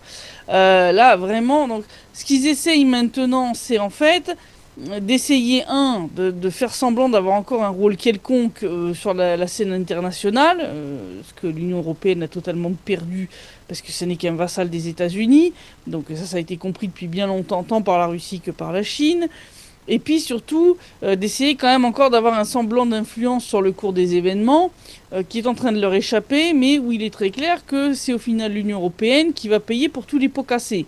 Hein. Puisque au final, ils se sont mis d'accord avec Madame von der Leyen pour imposer donc à l'Union européenne de sortir des centaines de milliards d'euros en quelques années pour l'Ukraine, en aide économique et en aide militaire. Mais qui va payer aussi la reconstruction de l'Ukraine après? Ça va être aussi l'Union européenne, et ça ils en sont bien conscients. Et le problème qu'ils ont, c'est qu'ils n'ont pas les moyens de le faire. Et que dans le même temps, ils sont en train de lorgner sur les actifs russes qui ont été gelés en 2022, qu'ils aimeraient bien mettre la main dessus, mais en même temps, certains pays un peu moins bêtes que les autres, comme la Belgique, comprennent que s'ils font ça, là pour le coup, il n'y aura pas de réconciliation avec la Russie et que ça va leur coûter très cher, parce qu'une fois la fin du conflit actée, eh bien la Russie sera légitime à exiger le remboursement de toutes les sommes qui auront été saisies. Et donc, là, pour l'instant, en fait, ils essayent d'obtenir un espèce de Minsk 3, un cessez-le-feu, parce qu'en fait, si vous écoutez ce qu'Emmanuel Macron, Madame Meloni ou les autres disent, hein, c'est très joli, ils disent oui, on veut rétablir le contact avec le président Poutine, mais le but c'est quoi au final? Le but c'est pas d'obtenir un vrai accord de paix, c'est d'obtenir un cessez-le-feu, c'est-à-dire d'avoir un Minsk 3, essayer un peu d'enrayer toute la machine, et dans le même temps, oui, d'essayer de se donner un beau rôle de négociateur, etc. Mais bon, le problème, c'est que la parole des dirigeants européens, elle est plus qu'écornée depuis un bon moment. Hein. Je rappelle quand même que Emmanuel Macron a, à 2 reprises, c'est même pas une, c'est à 2 reprises, publié, autorisé en fait, de rendre public des conversations privées avec d'autres chefs d'État. Donc d'abord ça a été Vladimir Poutine, ensuite ça a été Donald Trump.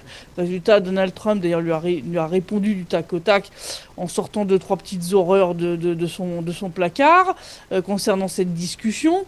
Voilà, donc je veux dire, la Russie a été échaudée par la publication de cette fameuse conversation qui a eu lieu quelques jours avant le déclenchement de l'opération militaire spéciale.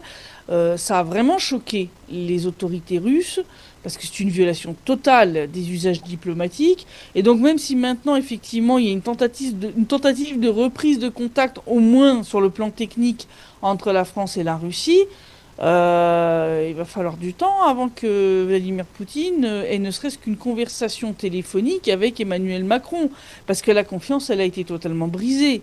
Donc, je veux dire, ça va clairement pas être pour demain qu'il va y avoir un rétablissement des relations normales entre l'Union européenne et la Russie. Et ça, les États-Unis s'en sont bien assurés, hein, en détruisant entre autres Nord Stream et en faisant prendre à l'Union européenne toutes les sanctions les plus débiles les unes que les autres pour la séparer de la Russie.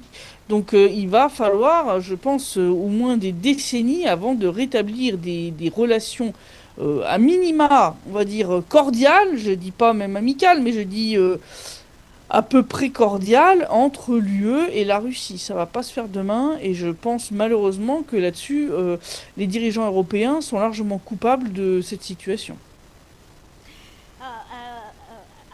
Absolutely, Christel.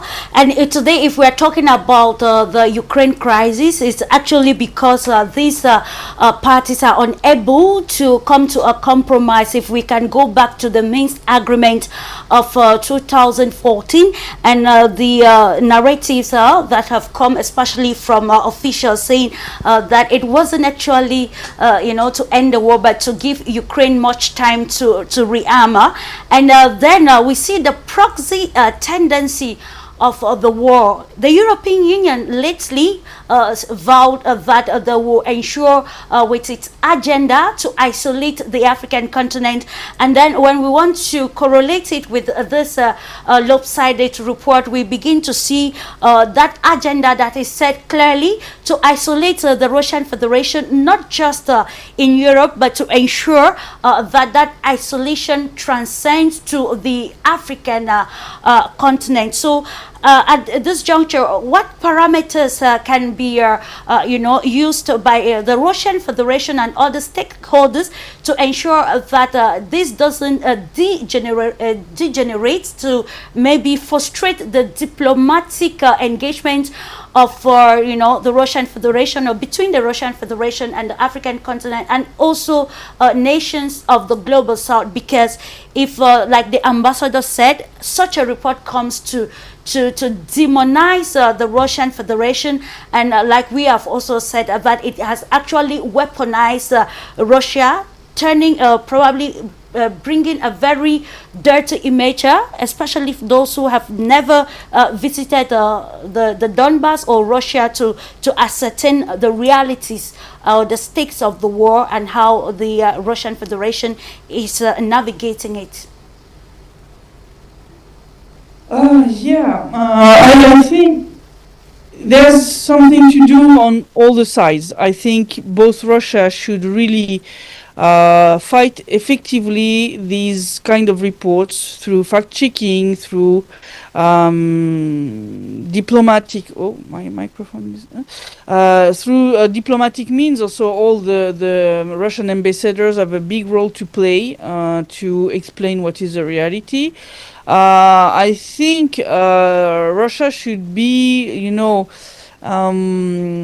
proactive to also transmit its own vision, its own information to the African continent. I think there is much more to do to spread the vision of Russia and the reality, the facts of what happened since 2014. I think Russia should really ensure that more and more reporters from African media can come to Russia, can come to the Donbass to see by themselves the situation. I think it would be really a good way of fighting against this kind of bad reports. Unfortunately, we know that the West will not stop there. They will continue. They have a very big propaganda machine, which is very well financed. We have seen with the publication of the USAID financement that it's billions and billions of dollars which are spent every year in all these so-called independent media, which in reality are subsidized by the West. So I think it's very important to take it seriously. We have seen very aggressive action from the Donald Trump administration to try to isolate some countries of South America, like Venezuela and Cuba. And it's clear that they want also to cut the ties which are building strongly between Russia and some African countries. It's for them a very big problem because they want to isolate Russia, but they also want to isolate African countries. Because with the help of Russia, some African countries are fighting terrorist groups which are openly supported by the West. So for them, this alliance between Russia and Africa is a very big problem because it does not allow them to sow chaos in some African countries where they want to change the leaders. We have seen that France has openly said that now they are coming back to the strategy of trying to kill African leaders who they don't like, so it's really frightening to see that we are coming back to methods that we thought were from the past, but it seems it's not from the past, it's coming back now.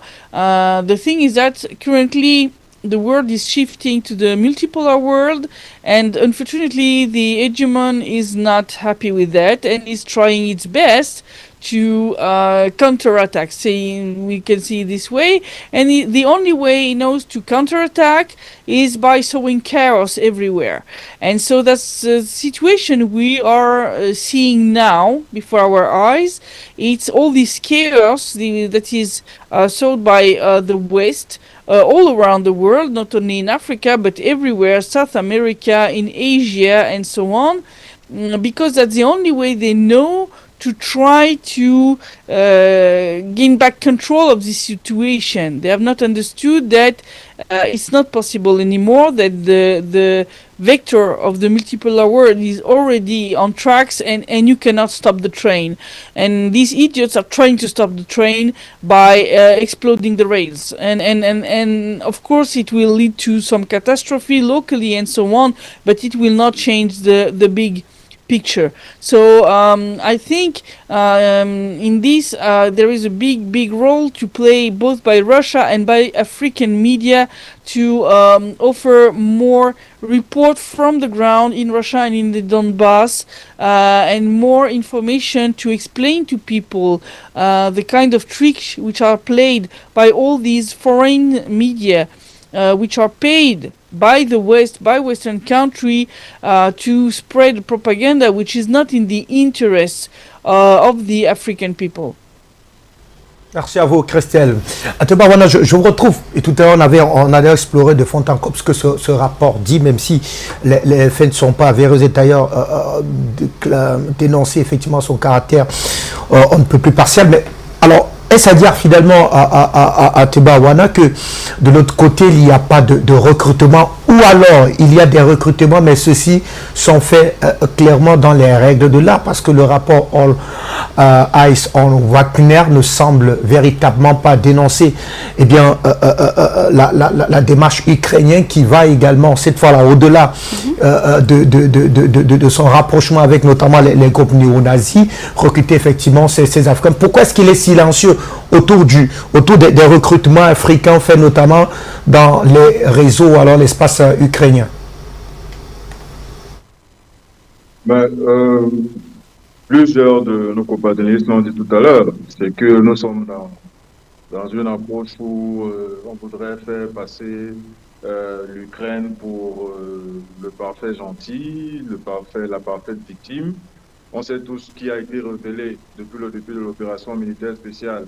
Les bébés, le trafic de bébés, le trafic d'enfants et tout ce qui va là.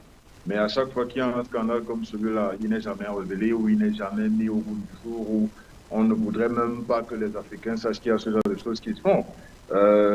Effectivement, nous tous, nous savons qu'il y a eu des recrutements du côté africain pour l'armée ukrainienne.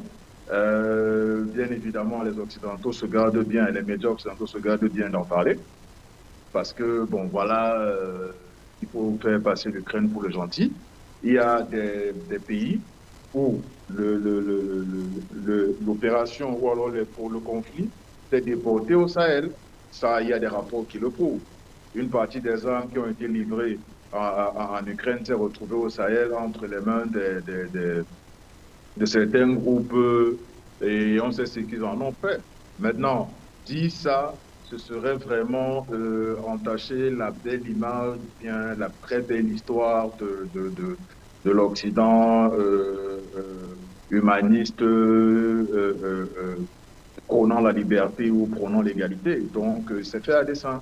C'est fait à dessein parce que lorsqu'on regarde toutes les sommes qui ont été dépensées pour soutenir l'Ukraine depuis l'opération militaire, vous comprenez très bien que dire qu'il y a des Africains qui combattent aux côtés de l'Ukraine, ça fait pas les affaires de ces médias-là. Alors c'est plus facile de diaboliser la Russie ou quoi que ce soit. Mais maintenant, moi je voudrais interpeller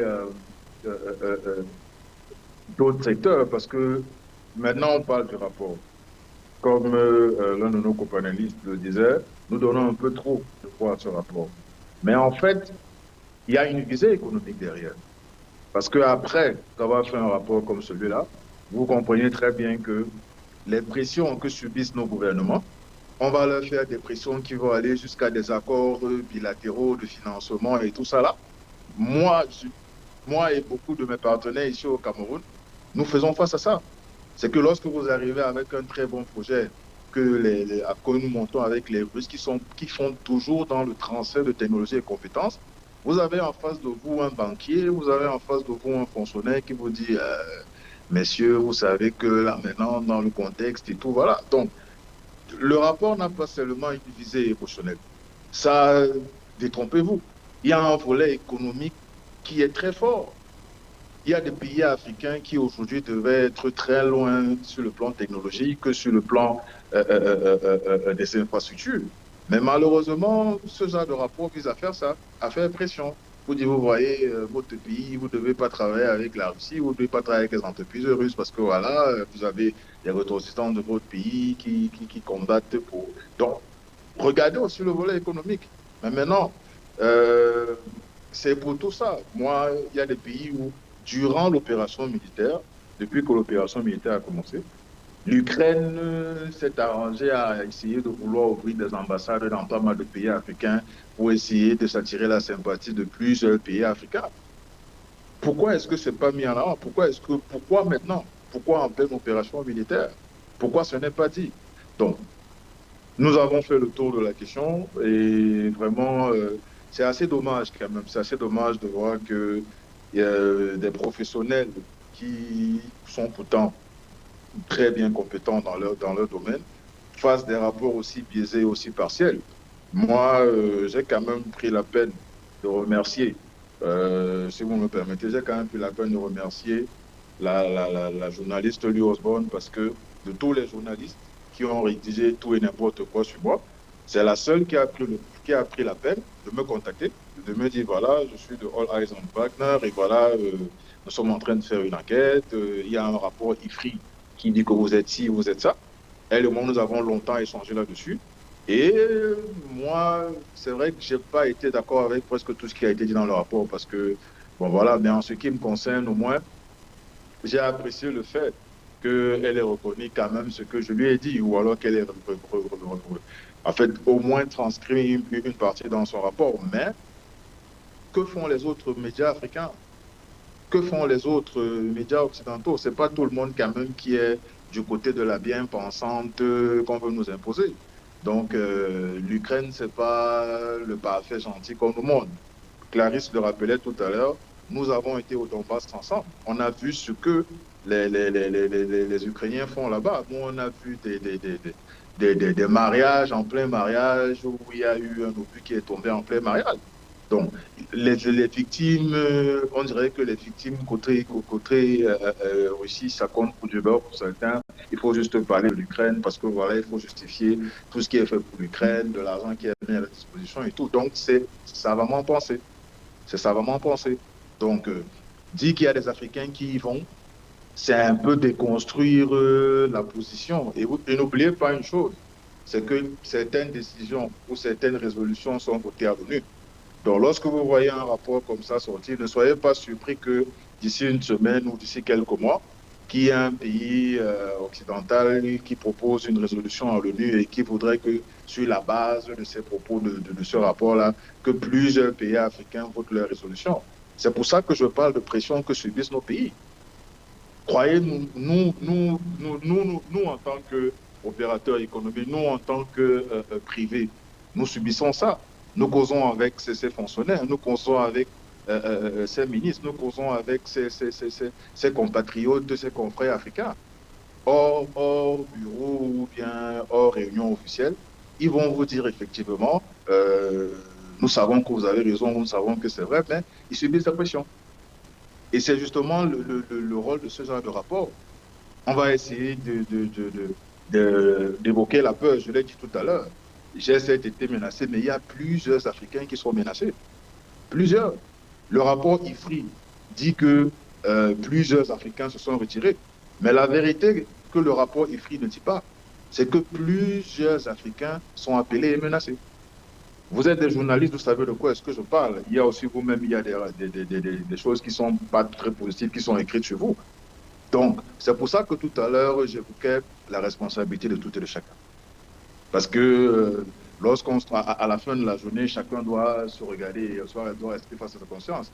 Nous, malgré toutes ces pressions-là, malgré tout ce que nous subissons, nous nous disons, OK, tôt ou tard, la vérité finit toujours par être acceptée par tout le monde. Aujourd'hui, tous ceux qui diabolisaient la Russie dès le départ et tout le monde comprend aujourd'hui que cette opération, comme on le précisait tout à l'heure, depuis 2014, il y a eu un tollé. Il y a eu un tollé. Pourquoi ne pas parler dans les négociations diplomatiques, pourquoi ne pas parler de fin des hostilités, fin des affrontements, mais parler de cessez-le-feu? On n'est pas en train de parler de cessez-le-feu. Donc, s'il faut voter une résolution pour condamner la Russie sur les pays et vouloir compter sur 50 ou 51 ou 52 ou bien les 54 voix des pays africains, vous comprenez bien que c'est pour ça que ce genre de rapports sont pondus et on va vous montrer l'Ukraine qui est bien pensante, jolie et tout ça là, chez qui on n'a rien à se reprocher, où tout va bien. Mais pourquoi est-ce qu'on ne parle pas des Africains qui sont là-bas, comme vous le dites? C'est justement pour ça. Pourquoi est-ce qu'on ne parle pas des armes détournées qui se sont retrouvées dans le Sahel contre certains pays africains ou les États du Sahel, ces groupes-là qui ont utilisé ça contre ces pays-là?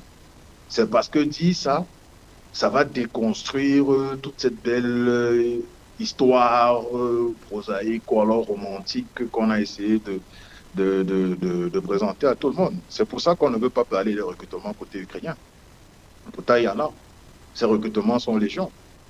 Et j'apprécie aussi beaucoup cet esprit de respect, parce que quoi qu'on le dise, il y a plus de respect des règles de la guerre du côté de la Russie que du côté de l'Ukraine. Parce qu'effectivement, il y a des Africains qui sont trouvés sur le champ de bataille du côté ukrainien, mais ils ne sont pas médiatisés par les Russes. Parce que les Russes respectent l'humanité, respectent leurs droits, respectent un certain nombre de choses. Mais à chaque fois que vous avez des Ukrainiens qui trouvent un Africain, on va vous faire... C'est tout un simulacre à l'eau de rose là, pour essayer de diaboliser et tout ça là. Franchement, c'est assez embêtant de vivre ça, mais bon, chacun va midi à sa porte et nous espérons vraiment que beaucoup de journalistes essayeront d'être courageux comme vous et de vraiment mettre le doigt où il faut, de même vraiment mettre le nom sur les mots, de vraiment parler des débats ou alors de parler des sujets dans le fond comme vous le faites. Pour avoir été menacé, moi-même, je peux imaginer le nombre de pressions que vous avez. Je vous tire le chapeau là-dessus, je vous encourage. Et j'encourage aussi toutes les personnes qui subissent ce que vous subissez, ce que nous subissons. Je sais que ce n'est pas facile. Je ne veux pas justifier ces journalistes-là qui n'ont pas le courage que vous avez. Mais vous et moi, on sait très bien que dès le moment où ils vont commencer à dire que oui, les Ukrainiens aussi recrutent, les subventions vont être coupées, les menaces vont y aller, et puis ce ne sera pas évident. Donc, moi, je pense que c'est aussi pour cet ensemble de raisons-là qu'on ne parle pas trop des recrutements côté ukrainien. Parce que ça ne fait pas bon ménage, ça ne cadre pas avec le discours mainstream qui est servi à tout le monde. Indeed, and it brings us again to the reaction of the African continent. Thank you so much, Mr. Owana. But I come back to you, Dr. Michael Dimanger. From all that has been said, we want to look at the strategic positioning of this report that is so hypothetical and which weaponizes the Russian Federation. Now, we want to look at who benefits from this. Mr. Owana just highlighted something, the economic aspect of this report, which I think is a very vital, which I mentioned earlier on, that for some countries, their economic language or policy is war. And all strategies are used. Let's try to look at the position of African continent, the African president. We already saw the Nigerian government reacting by sending out a communique. We saw the reaction from Kenya and other countries that are actually, reacting in a way that is more affirmative, maybe putting them in probably buying categorically the report released by the All Eyes on Wagner. So how do you think African governments can actually position at this very fragile diplomatic era to be able to surmount the pressure that can have a whole lot of economic repercussions that would tarnish or derail its economic trajectory? Recently, African leaders met at the, in Addis Ababa for the 39th edition of the AU Summit. it was centered still on its development agenda 2063 with the interconnectedness of the world and its global challenges. What do you think are those strategic decisions that can be taken by African governments to surmount such pressures that come with a report like this? Clarice, I think we have reached a stage in Africa now where most of these things should be distractions to us.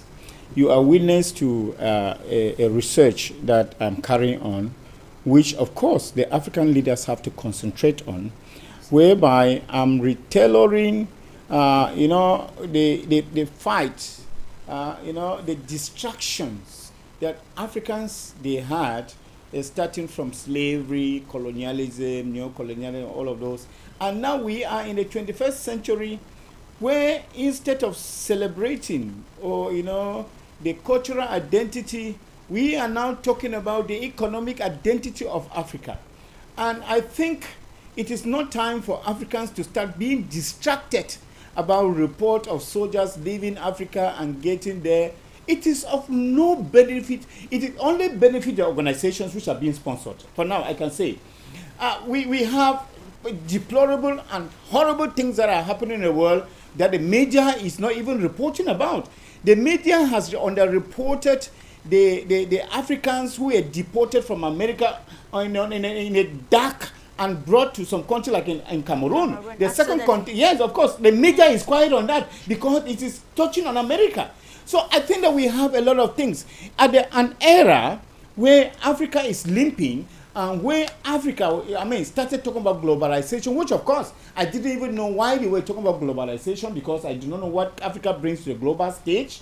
At the time where we have to start thinking about building our data, at a time where we have to think about, the energy, agriculture, and all of those, at a time we have to really think about the economic prospects for Africa and that the African Union needs to, because a lot of rhetorics there were based on the issue of economy. Absolutely. And mind you, the other week when I was in Ethiopia, I visited some key departments of African Union. They have beautiful formulated policies and departments which are redundant, which are just sleeping. And it is not time that we have to reawaken. And then Africa is seeing some prospect for the future to be talking about the prosperity and the emergence of Africans in economy, that we start talking about how soldiers are being, of what use is that to us? It only serves the purpose of those who want to distract the world. At the time where Africa is being sponsored, the wars in Africa are being sponsored, and we even need the manpower, In Cameroon, we have the Anglophone crisis and Boko Haram. Absolutely. In the Sahel, we have, all of those that are happening. And then we need the people to be able to preempt some of these things. So you need soldiers. We start thinking about how Africans are exporting soldiers to Ukraine or to Russia and whatsoever. It is of no benefit, of no use to us. So I think that at this point in time, we need to value our economic identity. At this particular point in time, those organizations who actually want to create content and sell to whoever wants to be, let them keep on creating that content. I will ask the African presidents and the African country not to buy that content. Let it be of no use and of no event to them. And they should not waste time responding to this kind of things. Because what they are trying to do is, they have seen Africans getting up, and then they are looking at the way in which they want to push them down at that particular moment. I think it should be just a distraction for me. And then the Africans and the African president, they should not waste any time on this. That we have a big strategize. That is it. Rather, let them prove to the world that they are already getting there. Because there is a time now where, let me tell you, that Africans are already trying to be competitive, intelligence-wise, military-wise, in all of this, we are a greater supplier now, and we are aware of what we are supplying now. Like the dark ages where we were just doing things ignorantly. Now do you see people getting up now, trying to take control of their destiny, trying to get control of their future, trying to get control of the overwhelming youth, which of course, the youth in Africa, about 60 to 70% of the population, youth and women, of course. And this is a time where we really have to concentrate to be able, because there is an influx a new influx, like someone say, Africa is a land to be recolonized. Now Africa is refusing the recolonization because they have had a power which to actually bargain and work together. Now some people are angry. Now what they have to do now is to destabilize, create confusion, create economic violence, create war, write funny stories. This is just one of those, because they have written a lot of stories about, we were in Congo, I mean, of course, the two of us, and some kind of narrative that people give about some countries. You need to visit the country to know exactly what is happening. And this is just part of the narrative that they want to be. I don't want to think that they are failed again. And I think that we are getting on our feet. Let those who are building this content, they keep building their content. At one moment, they will be cheap on the market. Yeah. And I would like to ask the Russian government too, because it is also their responsibility. We are living in a world today we cannot do without the media. Absolutely. The media is very, very important. And when something touches on your country as it is doing now, you need also to be able to bring your own media to the fore to be able to counteract. And I'm already happy that some of you are being taken to first hand, see what is happening. You went to Donbass and all this, see what is happening. Yeah. So you can tell the story. It is important to tell the story. Where I actually discovered the philosophy of this information. That is it. Because when you get on the ground, you are able to tell the story for the first hand and for the first eye view of what you have seen. People sit in on their laptops, on their keyboard, and they keep writing things and gathering material together and sending it to you. Those are junks. I call them junks. All of these materials are junk. But those who are on the field, you should be able to deconstruct some of this narrative and tell the real story the right way. Merci à vous. Merci infiniment à vous, docteur. Et c'est d'ailleurs la raison pour laquelle cette émission a été bien entendu mise sur pied avec les contributions des uns et des autres. Classe WIYDORVEN qui a eu le privilège d'être à 4 reprises du côté du Donbass. Elle a pu toucher des réalités que nous avons effectivement partagées dans le cadre de notre rédaction. On va tenter de refermer avec un dernier tour de table. Docteur, je commence rapidement avec vous. Alors, bien de choses ont été dites. Il y a donc une volonté manifeste de vouloir soustraire véritablement les faits, mais davantage présenter la Russie, comme ça a été depuis le cas depuis le début, comme étant bien une nation qui n'a pas d'égard pour le continent africain. Et d'ailleurs, Awana Teba semblait nous permettre d'évoquer les enjeux économiques. D'ailleurs, on revient là-dessus. Quand on a évoqué tout cela, qu'est-ce que nous devons retenir pour nous, Africains, notamment pour nos gouvernements? Of course, what we have to retain is that we are on the verge of moving forward. And that what should interest us more is what builds Africa economically. And that, like in diplomacy, there is no permanent partner. That is it. There is none. Yeah, exactly. In the earlier years, we had France as partners. We had, we have been having China as partner. We are having this as China. But we are saying that at the moment where we feel that we are being cheated and we are not having our own gain in that partnership, we have to change sides and look elsewhere. That is very important. I love the speech of Omar Bongo, even though he didn't live up to that speech. Up to that, when he came out to power, Ali Bongo, he said, we have been having partnership with France for a very long time. But I'm going to go for partnership that actually is gain with the Gabonese people. This is what Africa should be looking at. That we are looking at the gain partnership that we have now. If at first our old partners, we saw that they were like husbands that were cheating on their wives, because Africa is looked upon as a wife. Many writers have written as Africa and looked at Africa as a wife, where Europe, the West is the husband.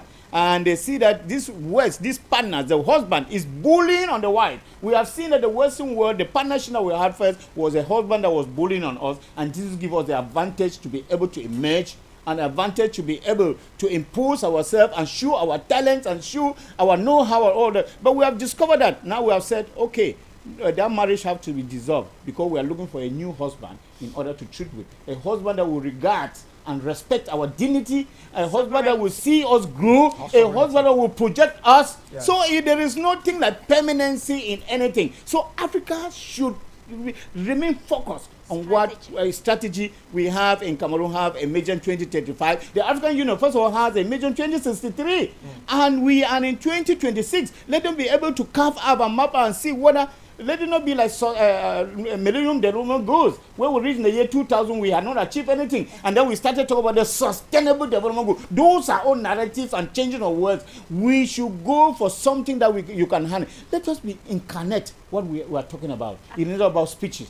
Time for speeches are over. Merci, Yes. merci infiniment à vous. Ateba, je vous retrouve. On a clairement vu pendant cette période de turbulence entre l'Alliance transatlantique avec notamment la Fédération de Russie que au plus fort de la crise, eh bien, on va dire le partenariat Russie-Afrique a finalement été, on fait savoir qui nous a malheureusement quitté. Christelle qui est avec nous. Christelle, on a vu pendant cette crise que le partenariat Russie-Afrique avait véritablement pris des ailes, il s'est véritablement consolidé. Alors, est-ce qu'il est clair aujourd'hui que la démarche occidentalo-américaine, derrière notamment ce rapport de All Eyes on Wagner, vise peut-être à le fragiliser au moment où on assiste véritablement à une reconfiguration de la carte géopolitique mondiale? You are muted. Non, non, c'est bon, j'ai remis mon micro. Comme je l'ai dit plus tôt, le but est clairement de semer le chaos un petit peu partout et d'empêcher en fait le développement du monde multipolaire, même si pour ça l'Occident n'a toujours pas compris que c'est impossible à faire. Donc clairement, ce rapport s'inscrit dans cette visée-là, donc essayer de semer le bazar entre ces nouvelles alliances qui sont en train de se former entre les pays du Sud global, la Russie, la Chine, les BRICS de manière générale. Il faut les combattre activement, comme je déjà dit comment, et je pense que de toute façon, au fur et à mesure, on va dire que l'hégémon est en train de s'effondrer, il y arrivera un moment où ils n'arriveront plus à financer, on va dire, toute cette machine de propagande et où ça finira par prendre fin, on arrêtera enfin de voir ce genre d'horreur diffusée sur des médias à grande écoute. Et malheureusement, il faut encore, pour l'instant, prendre patience et continuer à faire du fact-checking, à faire des débats comme ceux qu'on a fait ce soir pour expliquer où est la réalité et où est la fiction. Thank you so much, Christian. Just as you know, we've met severally in the Donbass, and when we are talking about the realities on the field, we want to use this report to try to elaborate or maybe decode what this information is all about and how it affects perception, especially as we are looking at the broader picture of the effect of such a story.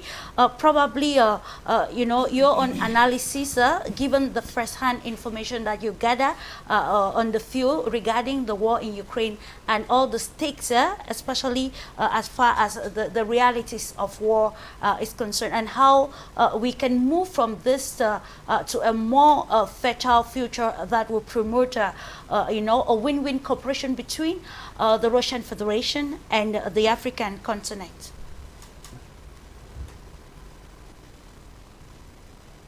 Christelle? Yes, I think we go to this direction.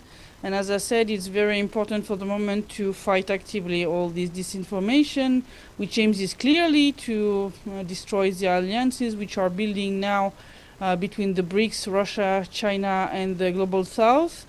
Unfortunately, it's the symptoms of the decaying hegemon, and we have to face this reality, even if it's not pleasant, and we have to be more proactive, I think, into fighting all this disinformation, and as I said, to allow more cooperation between African media and Russia, to allow more African reporters to go on the ground, to do reports, to show the reality.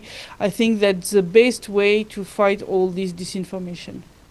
Absolutely, the best way to fight disinformation and to position the African continent, because weaponizing Russia is indirectly weaponizing the African continent and putting it under pressure as far as shaping narratives is concerned. So it is imperative for both actors or stakeholders, be it government, civil society, the private sector, and particularly the media, which is a tool that is being used in this particular fragile moment in the world at large, to be able to ascertain the veracity of such report with more caution and ensure that it suits the agenda of the African continent. On this note, we want to appreciate the panel of experts we had today for their clarification on the lapses of such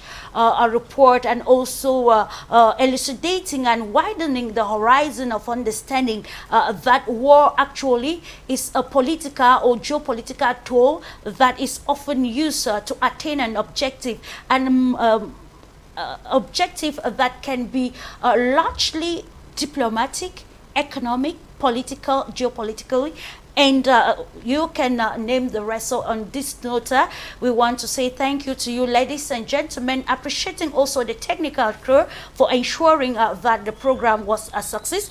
As we continue on this table of Global Insight to ensure expert analysis, exchange of ideas, and of course how we can bring rhetorics into practical dynamics that will suit the present world of shifting alliances, of new alliances.